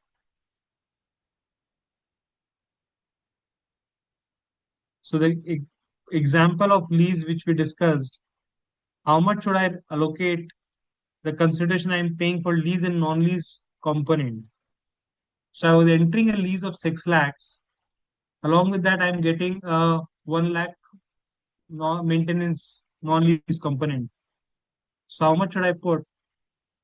So if I would have taken 8 lakhs in the market, I would have got it in component of non-lease 2 lakhs. So 10 lakh I would have got against 10 lakh 80%. So if I take 7 lakh together, 6 plus 1, 7. So 80% I will put from 7 lakh, that will give me 5.6 lakhs.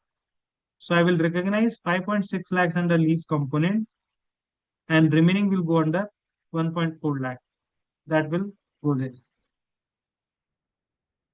Now the descriptive question which we discussed was tax liability that we'll discuss, and impact of research and development costs. First, we'll take the example of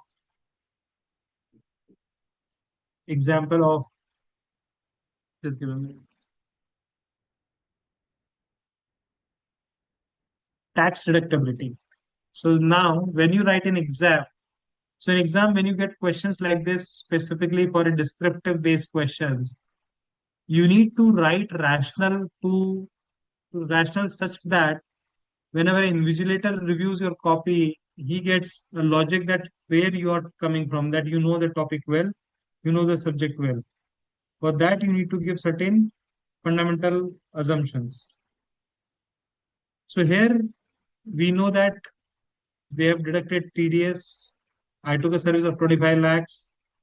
We deducted TDS but failed to deposit, and it deposited in this. So these are the facts given. Now you need to give what could be the implications of not depositing TDS. The implications could be disallowance of expense under section 40 AI that we discussed, 40A1, that that if you have deducted a TDS but not deposited on time, then that expenditure becomes disallowed in that year. So if I would have filed, so let's say my year end happens on 31st March 26. My return filing date is 30th September 2026. If I deposit the TDS by 30th September 2026, I can still claim the expense in the previous year. But if I do not do that, if I fail to deposit by the year end date, the return filing date, then I will be allowed to get the benefit only in the year where I'm going to pay the amount. So that way we need to keep in mind. Here, Bharat deducted but not deposited. Fees for technical services 25 lakhs, that is disallowed in last year, and tax will be paid in December 25, so next year we'll claim. Now, how much the TDS should be deducted? Now, whenever you are making payment to non-resident, you need to deduct the corporate tax, just like you are paying tax to a foreign company. Certain standards have given their own parameters. Fees for technical services, you are generally taxed at 20% generally. But if you have a DTAA, that prevails. So India has a DTA with almost more than 110 plus countries. So if you have a DTA, then you can always get a lower reduction, 10%. Normally, any idea when you buy a flat from a non-resident, when you buy a non-resident flat, how much TDS you need to deduct approximately? Any idea? 31.2%. All the 22% DTAA, approximately. all DTAA. Approximately. If there is a clause in DTAA related to capital gains or immobile property, so and that specifically provides any rate, so that rate or this rate, 95 rate, income tax rate, whichever is more beneficial, we will take. So generally it is 22%, generally it is taken, generally. And it is taken 22% on the sales proceeds or on the capital gain. On the net capital gain, I got net capital gain because after deducting the cost of, so no, TDS is taken on the sale proceeds. Sorry. TDS is taken on the sales proceed. And that is what bothers the non-residents. And therefore they go for applying lower tax reduction certificate. So there is a remedy given to them. If they can go and they can go and apply to the commissioner that look, I am going to make less gain from this, less tax. So do not permit me to have lower deduction, then they will permit that. So that is permittable to anyone who can apply. So this need to keep in mind that tax rates are very high, and therefore you need to keep in mind on payment what you're paying. So normally TDS is on 10% with a DTA plus surcharge. Surcharge is 4%. So you pay 10% on TDS, then you put surcharge on TDS, and then you pay that kind of TDS. Penalty starts on from the day you have not deposited till every month. So if you have paid for the next month, first day, entire that month interest will be applicable. So that part we need to keep in mind, that how much interest liability comes in. So that becomes your answer in exam. Now comes the question of intangible assets. The question of intangible assets. I will recognize an intangible asset only if criteria are met. What are the criteria? Criteria are, my intention should be to complete the asset. Cost can be measured. Asset will give me a probable future economic benefit. Then only I can recognize it as an asset. Now, the approval was obtained on 1st June 2024. The project is getting finished on 30th April. Till 31st March, we incurred a cost of 24 lakhs. That's the cost we incurred. Assuming that the cost from April 24 has been charged to P&L for 4 lakh rupees. Retrospective recognition of expense of asset is not allowed. So I got approval on June 1, but the expense I would have done on April and May, that would have been charged to P&L. So once which have been charged to P&L, I cannot write it back. That is not possible. So for me, out of 24 lakhs total cost which we're expecting, 4 lakh goes to the P&L. 20 lakh becomes capitalization. So we can always capitalize 20 lakhs. So that is possible to capitalize.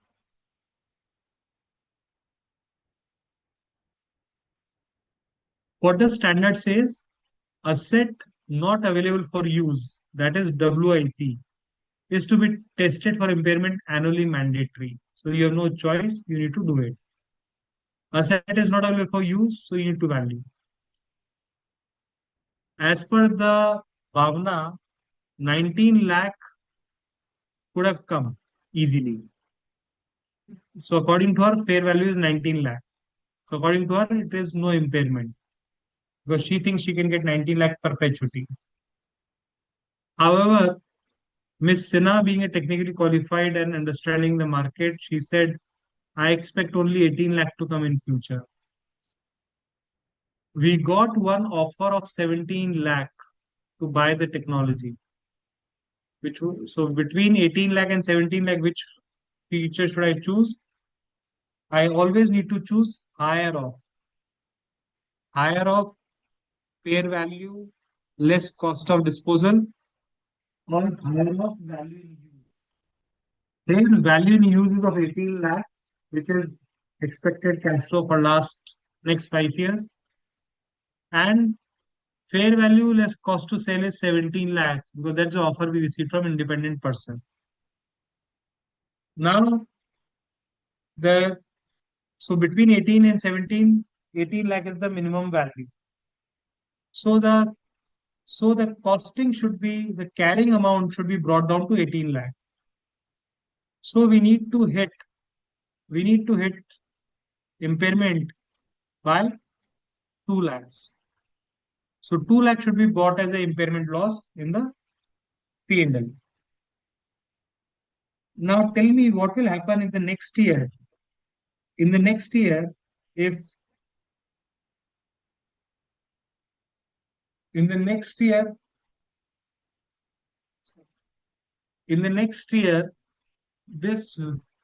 valuation will come of recoverable amount is 21 lakhs. So what should I do next year? This year we brought it down to 18 lakhs, booked a loss of 2 lakhs. Next year, it is coming at, we did a fair value again next year because it was not still available for use. So that time the fair value less cost to sell or value in use is coming 21 lakhs higher of above. What should we do in next year? Any quick thoughts?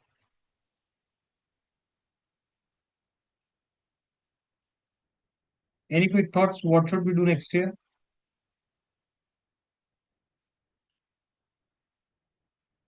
Any view anyone has?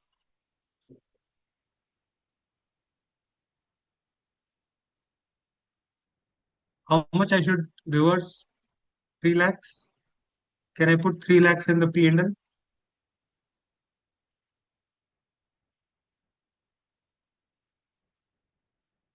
18 lakh is a carrying amount. My regular amount is coming 21 lakh. Out of the fair value high, only up to the extent of the loss you have booked, that could be reversed only. So in impairment testing, if next year my value becomes 21 lakh, I will only bring up the value to 20 lakhs, not more than that. This could be done for any asset except goodwill. If we have written the goodwill in the balance sheet, out of the balance sheet, it can never come into the balance sheet.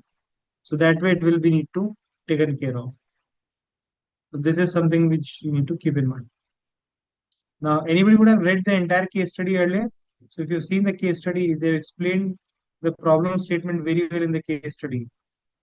You know, so they explain what they're looking for, what is their opportunity.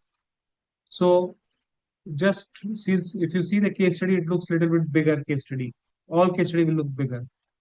Once you go to exam and start writing on a case studies, so whenever you get a case study and which you choose to opt for, start making notes somewhere in your paper, copy somewhere, so that you don't need to, or underline, mark here in that paper, so that you don't need to run back multiple times. So focus on the relevant. Half of the things may not be relevant at times. They may not be directly solving to the answer, but certain things would be relevant. So like whatever you're getting relevant, try to push it there. So once you like read it, you find okay, there is a benefit of talking of materials. They are talking of inventory. So which model they should do, you can choose out. What they are trying to sell 15, 18, this will give you an idea of edge. So you to read the question thoroughly and get an idea on what they're talking, what they're expecting, what their benefit by 85. Because in the MCQ, you can get question from any side on intangibles that we can always question. So this is all I had for this case study. Anything specific you have any questions you can ask, any point you like to share based on your understanding, you can always ask, which you are using.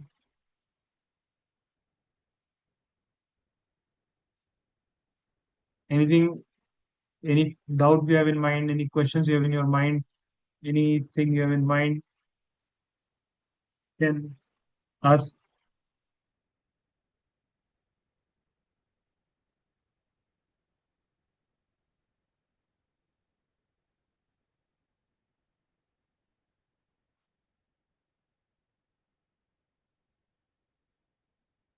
If you have any query, any thoughts, any point to make.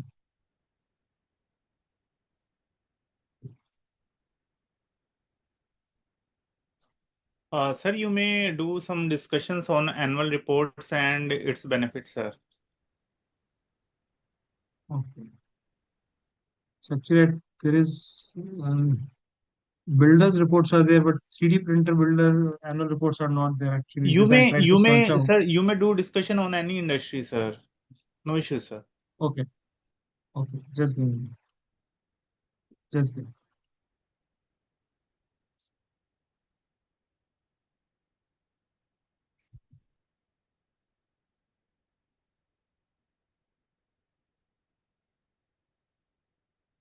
Just give me a minute. I'll try to open something for you.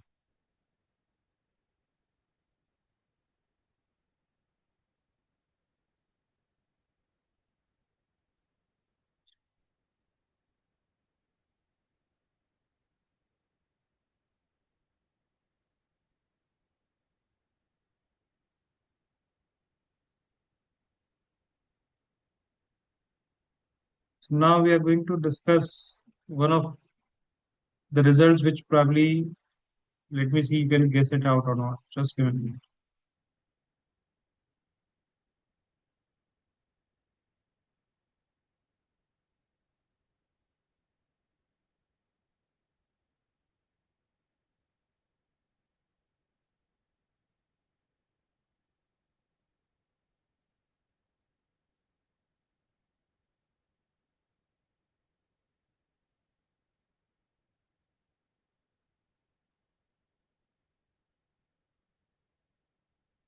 Just give me a minute.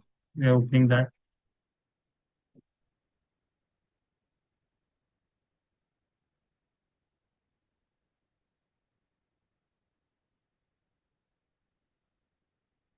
Okay. Let me start sharing this one presentation and you see that.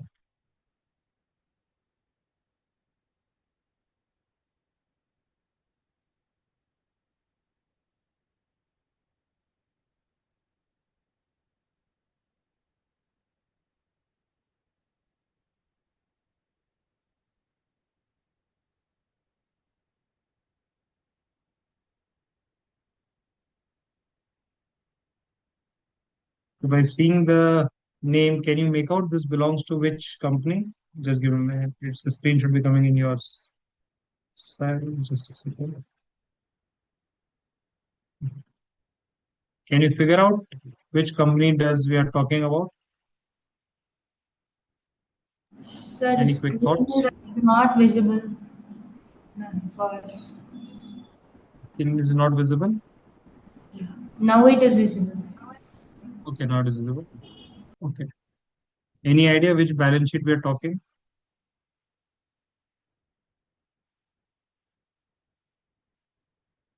Any vague thoughts without Googling?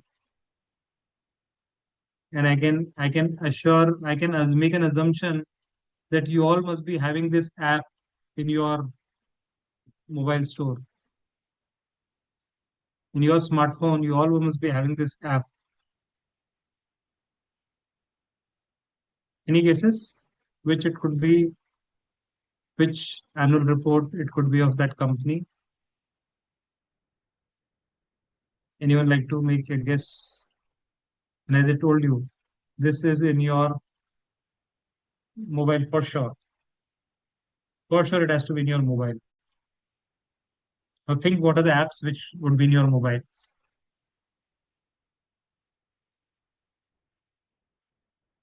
Which e-commerce?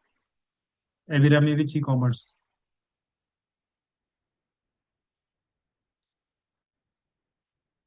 It's e-commerce. It is near to Swiggy. You are just near to that. Zomato. It is Zomato. So it is Zomato. So the names of the companies are generally different. Take for example Paytm. The name of the Paytm company is 197 Communication. So most of the time you will see the brand name is different and the other name is different. Now, any idea what could be the revenue of Zomato? Since we are going to discuss Zomato, so any vague thoughts? What could be the revenue of Zomato? Any vague thoughts? Assume. Now, if see, we all are finance students, right? We love numbers and we need to know numbers. 2 crores. Come on. 2 crores cannot be revenue. No, no. That might be the audit fees. 2 crores. Very, very low estimation. Now again, think logically. Think logically. How many 20,000 customer crore. base? Sir, around Sorry? 20,000 crore. Okay, I got one view, 20,000 crore maybe. Okay.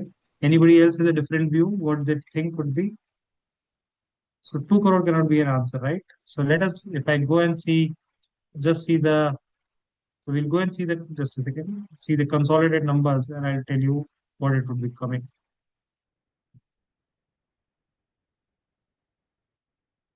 Now, before we go that, just to show you the key important matters in Zomato, just what are the key important matters.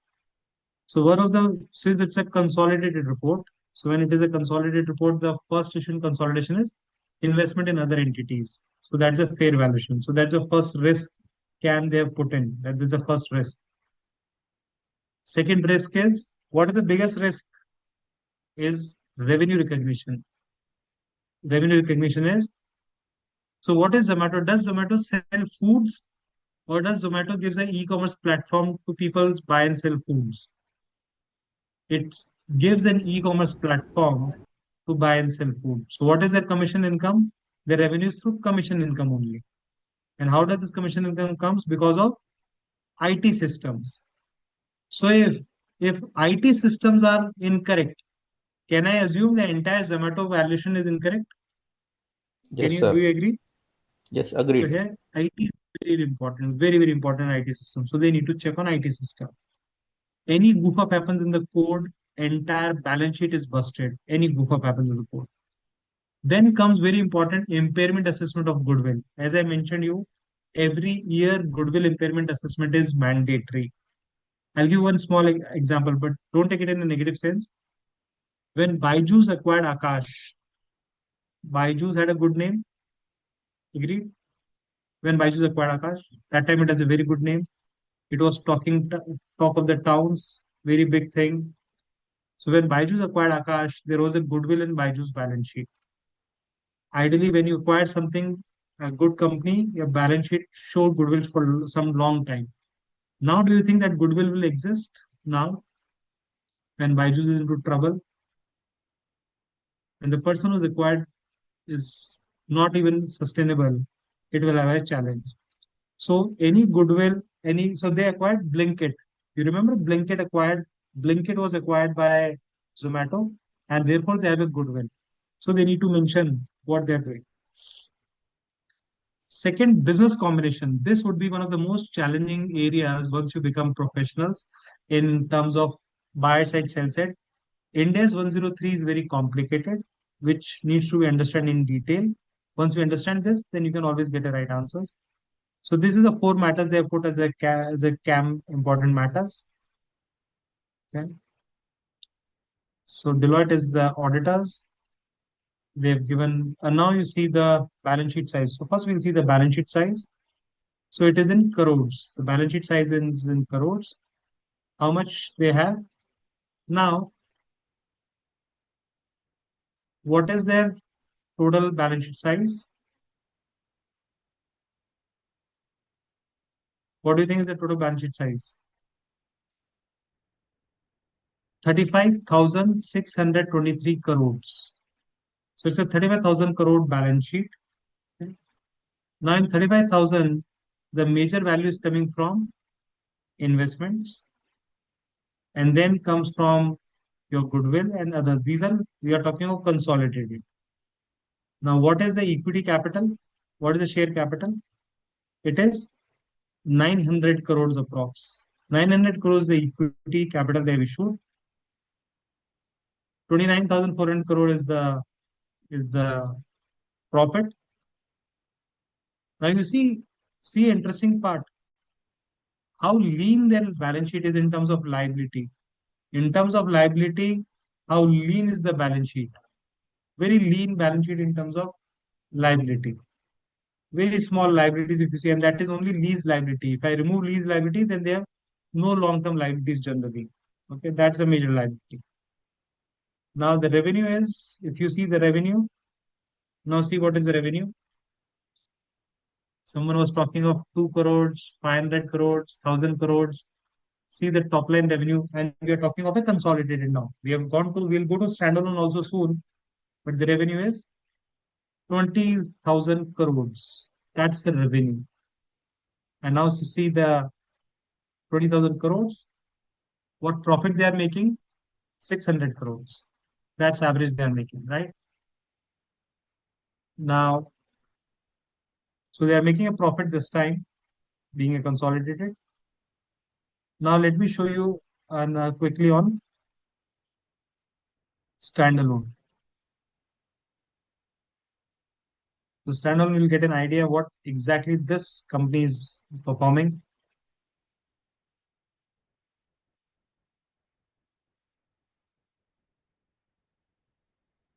One should mandatory read any balance sheet, any annual report mandatory to understand how books of accounts are prepared, how index are used, just to get an idea.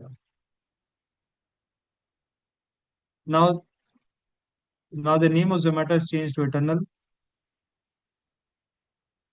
Now you see very important, this is a very important thing you need to understand, very, very important point to understand. They have given a clean opinion. They have given a clean opinion, but then they give emphasis of matter. Now, what is the emphasis of matter? That company received a lot of GST orders on GST to be paid on delivery charges. The company is of the view that they should not pay it, and they got an expert advice, so they have not taken a hit of it. So there is a dispute on delivery charges. So whatever Zomato guy sends to you, and you pay 10 rupees for the delivery charges, the government authorities expects they expect a GST on that. That's what they're expecting. But Zomato is of the view that it is doing. They are doing. Zomato is of the view that they are doing uh, out of pocket expenses for you. So they are serving on behalf of restaurant. So they don't need to pay that. That's their view. So again, this matter is under jurisdiction. So they will decide. Now, just a second. So same camps they have put, whatever camps they could put, they have put there. Now, the revenue and balance sheet of Zomato, if you see, that was of 35,000 crores consolidated. This balance sheet is almost the same. Now you see the interesting point. Standalone is almost the same 35,000 crores. Consolidated is also the same 35,000. What does this shows? This shows two things. One, majority of the investments are at fair value. One. Second, the other investments would not have done much results now. They would not have done much work. And now see the revenue. Now the revenue here is of Zomato is 8,000 crores. If we talk only of food business, the revenue is 8,000 crore. Since they don't have stock now, they don't hold anything, they don't hold any inventories. Their biggest cost is employees. So they pay salary of 1,000 crores to their employees. That's what they pay. Finance cost is very nominal. They don't take loan much. It's only the bank charges, 16 crores. Sort of 9,000 crores, 16 crore is nothing. It's just a bank charges.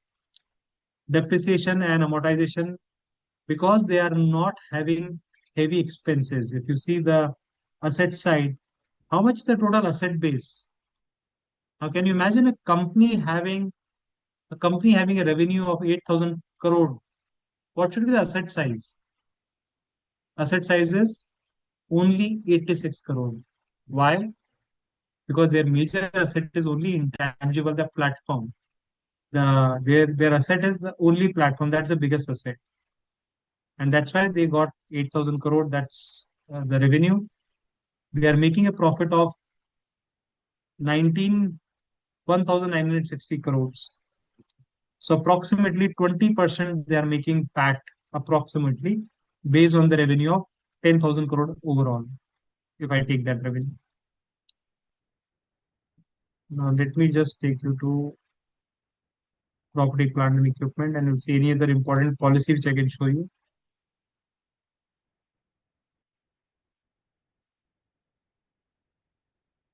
Now you see the interesting part here. How much they are having? Only the leasehold improvements, the office where they would have done certain expenditures, electric equipment, furnitures, computers, because computer would be needing much a lot, and motor vehicles, only 1 crore car, that would be for promoters and directors. The rest they don't have.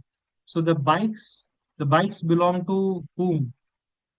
Bikes belong to the riders. The bike does not belong to Zomato. The majority item they have in intangible is goodwill. Goodwill for whatever they would have acquired, Blinkit or whatever they have purchased.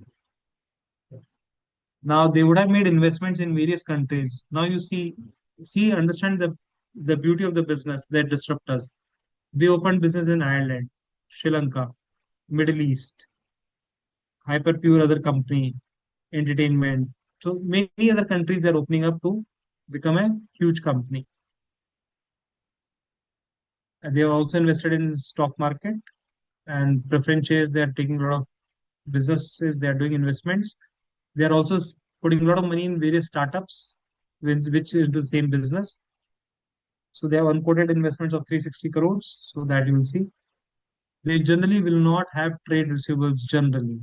So generally they get money quickly. Sort of 9,000 crore, if you say only 100 crore is outstanding, that's not a risk. That's a very small item. Because mostly you all pay on cash, you all pay commission, right? So they don't have that generally. Just a second. Loans, they've given loans to related party. I'm seeing just very capital expenses, gradually. Equity share. Okay, now you see they have equity shares of 9 crore shares equity they have issued. Out of this, 57 crores are 9,000 crores, 57 crores are for ESOPs to their employees. Now that's a good way of showing equity. Their face value is 1 rupees per share. Just remember their face value is 1 rupee per share. Normally you will see 10 rupees per share. They have 1 rupee per share.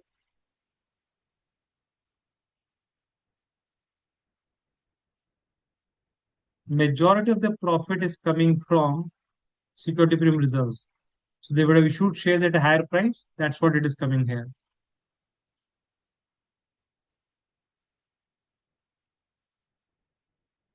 Now just give me a minute. Let me show you something.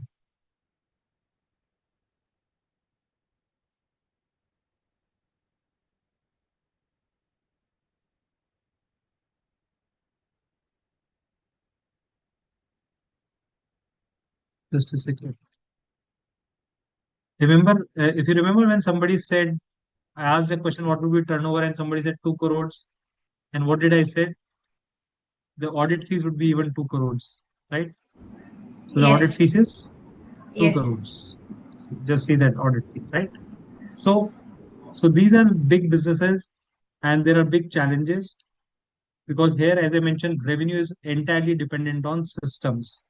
If you are not a good IT auditor, so let's say if I just become a CA, but I don't know how to understand IT systems or how can I get a development of IT audits, then I will not be able to do a better audit because then I'll not be able to justify the right or wrong. So that becomes a huge challenge. I'll just see one note if that the note of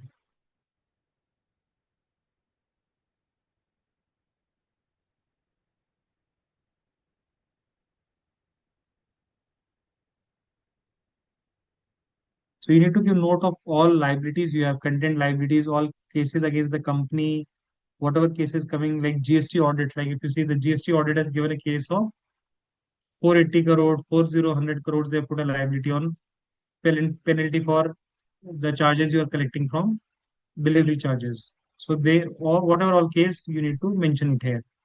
So the reader can decide I need to invest in this company or not that way. Okay.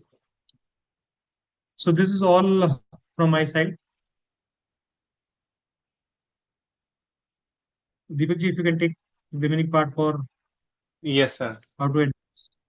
Sir, on behalf of everyone here, I would like to thank you for taking out time from your busy schedule. We truly appreciate the way you explain the various subjects as well as discuss the annual report. And sir, this is the exactly what is the aim of this paper. Sir, your insights have given us clarity and confidence, and we are grateful for your guidance, sir. Sir, Thank you, if sir. you Thank want you. to leave, then you may leave, sir. Yeah, thank you. Students, now it's your time to put your questions regarding any issue in this IBS subject.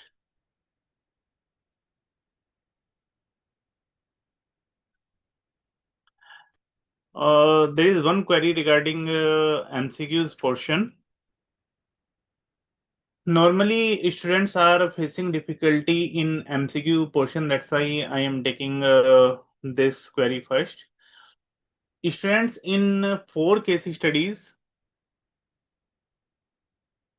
In 4 case studies, you are required to attempt a total 20 MCQs carrying a total weightage of 40 marks. Based on my experience, you should not spend more than 70 minutes for 20 MCQs, or I can say 3.5 minutes for each MCQs. This means you have to complete all MCQs nearly in 1 hour.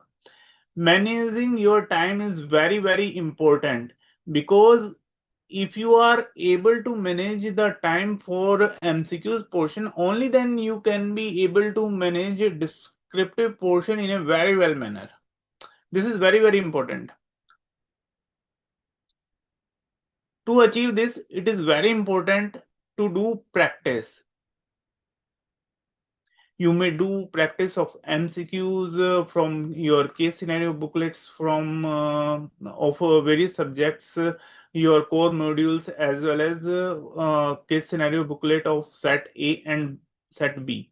But you have to do practice based on time. You have to manage your time to attempt the MCQs. Okay. Now, students, for MCQs portion, in IBS paper, MCQs are designed to test your understanding, application, professional judgment through different type of MCQs format. Okay, rather than simple memorization or simple theoretical MCQs are not applicable here, because there are three type of levels: level 1, level 2, level 3. Level 1 is related to simple theoretical knowledge. Okay, level 2 is based on calculation and analysis, and level 3 is based on judgmental thinking, which is a higher level of work. In this examination, level 1 is not applicable, which requires simply theoretical knowledge. Therefore, you have to be ready for level 2, level 3 questions.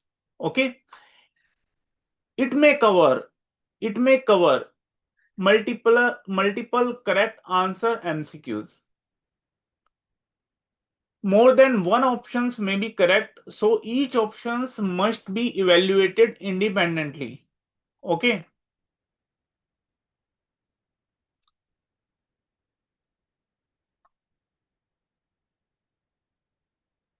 To find correct option, you have to apply your conceptual understanding. Students, I am repeating again and again, for this subject, at least basic conceptual understanding is must.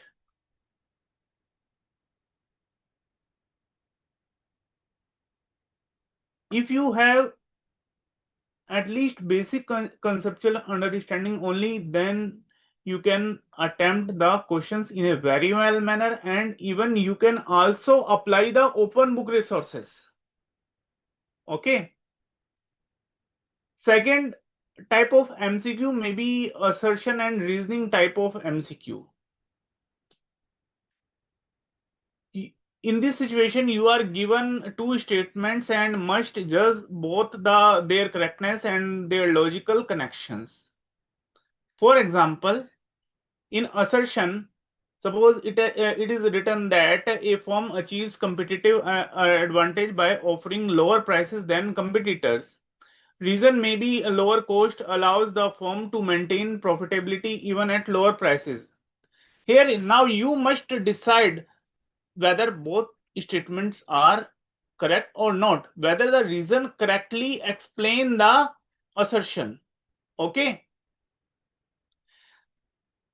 But it is important to note that there are limited number of questions related to assertion or reasoning.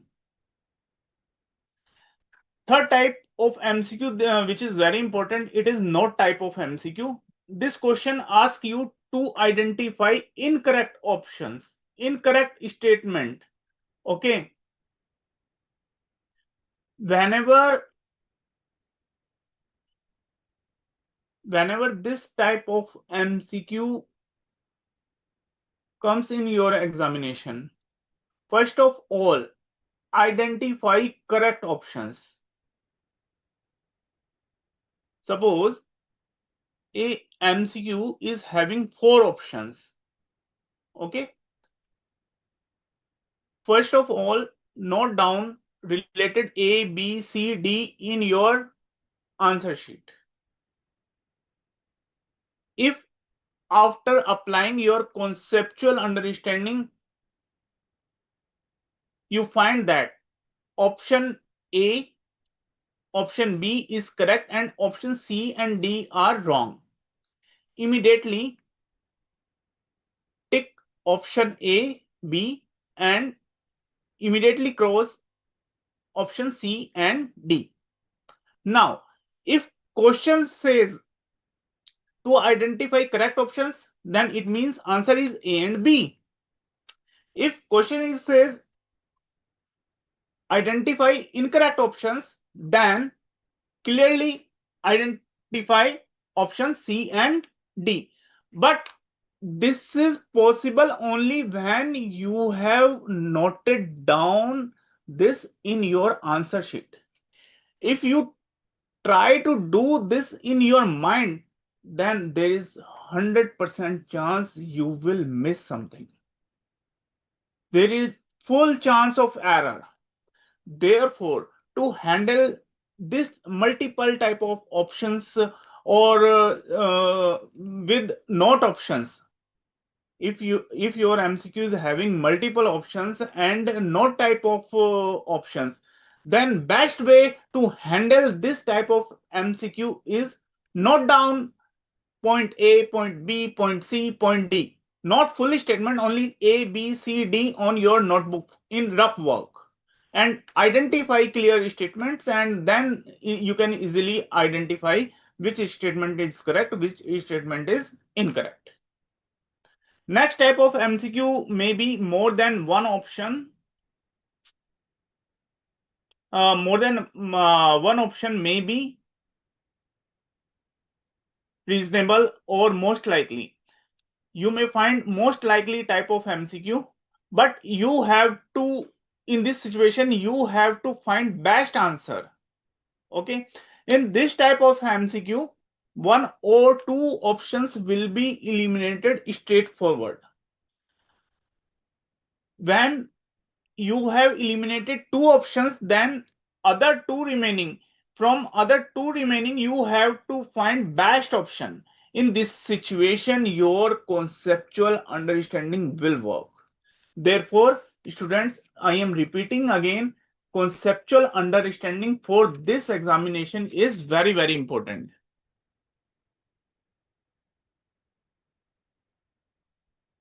Now, as I just explained you, this exam is designed to test your conceptual clarity and application skills, not just your ability to find definitions or formula.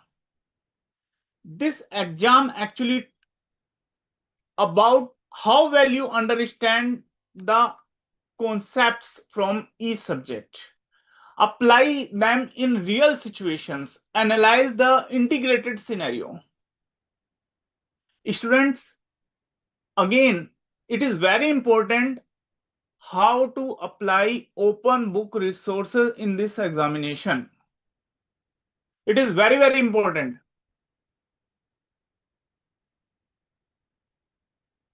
Simply relying on your core modules or set A or set B won't work. If you are thinking about just search, copy, paste, this won't work.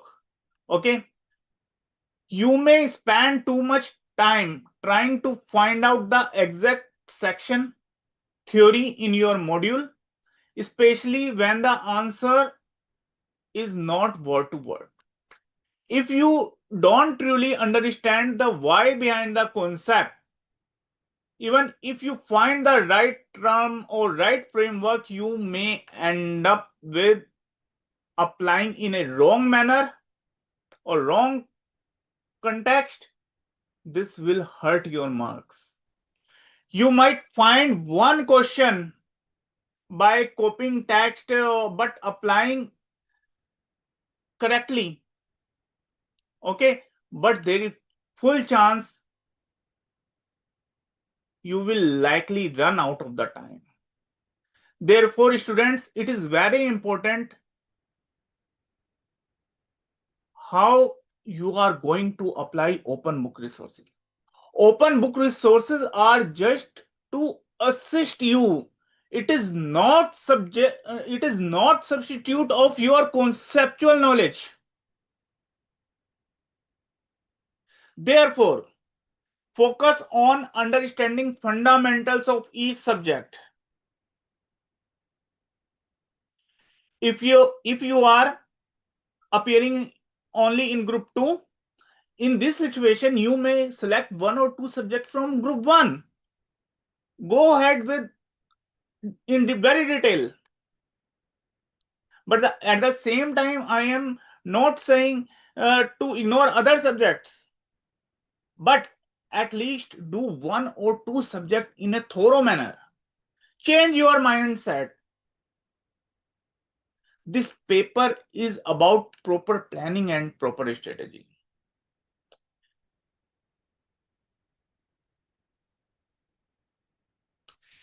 Use case studies, practice questions, and integrated scenarios.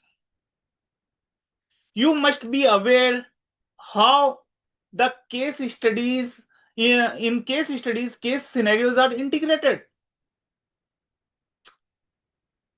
If a company is listed, then there is full chance of getting question from SEBI LODR. If company is having international operations, then there is full chance of getting questions from Forex chapter, from AFM, custom duty, from indirect taxation, and FEMA from law portion. Nowadays, corporate governance becomes very, very important.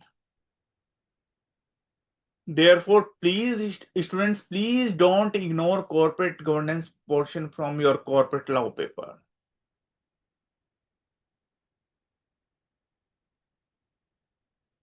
At the same time, related party transaction, Ind AS 24, or other related provisions are equally important. If a company is pharmaceutical company, then Ind AS 38 becomes very relevant. Therefore, you must be aware how the integration is possible. If a company is working in mature industry, in this situation, how strategic decisions is being taken, how our strategic decisions are impacting to our compliances or our finance decisions. All decisions are interrelated and connected with each other. You must have understanding of this. Please see your trend in your past examination case studies. Okay. ICAI's modules are very excellent reference tool, students. Whether you want to revise or for getting any clarity.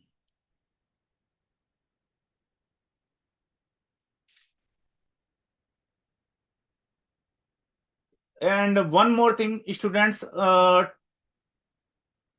please don't ignore set A and set B. Okay. Set A is very important and very relevant because corporate governance portion, as I just explained you, important. At the same time, various strategic models, strategic tools are very, very important because without them, you can't do strategic decision making. It is advisable to practice how to apply these strategic models. Please don't try to memorize the strategic models. If in a case study there is scenario, if there are limited number of suppliers or supplier is very powerful, in this situation bargaining power of supplier will be very high. You have to write in your examination, bargaining power of supplier is high because there are only limited number of suppliers, or our supplier is very powerful. It may forward integrate. This is application. If you are going to write or simply doing copying or pasting, then you won't get any mark. Therefore, students, this paper is about proper thinking, proper planning, proper strategy. Please go ahead in examination with proper planning, proper strategy. Having a solid conceptual understanding is very, very essential. Any other issues?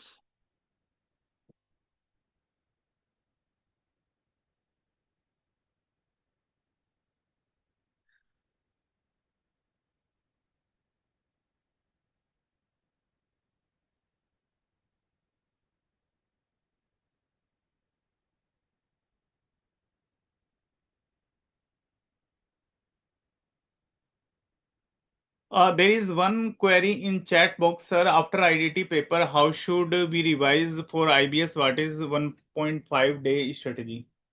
Students, again, I am saying give special attention to your strategic concepts, corporate governance portion, SABI, LODR, FEMA, your Ind AS Forex portion. Okay, go through past 2-3 case scenarios and observe how answers are structured, how questions are approached, how models are applied, how conclusions are drawn. Okay. On final day, revise your summary notes or mind maps.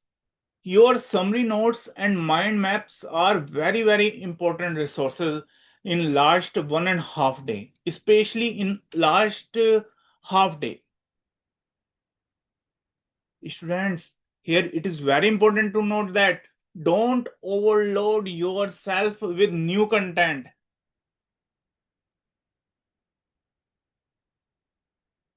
And stay comfortable and relaxed. Try to do at least one illustration or one example from each chapter. Okay, so that you may have some control on that particular topic or chapter in last moment.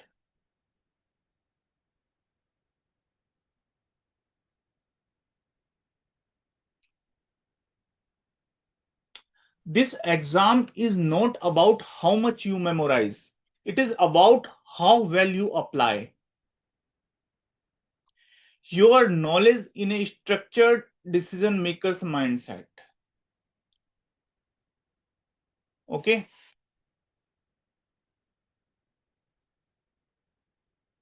Any other?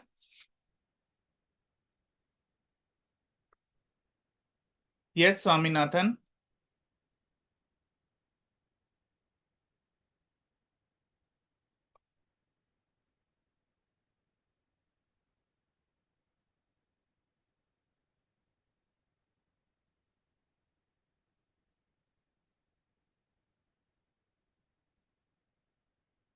Any other query? Okay. Now I am winding up this session. To all students who joined today, thank you for your active participation. Swaminathan, if you have any query, you may ask.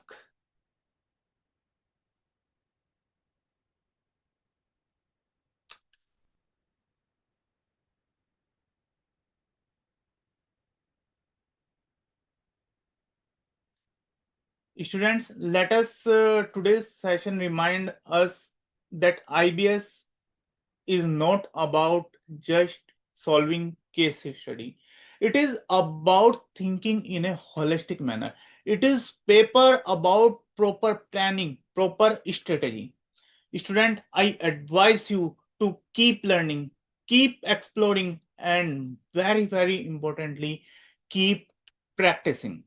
Wishing you all the very best in your preparation. Once again, a big thank you to Sumit sir and to everyone who made this session very interactive. Thank you, everyone. Please winding up.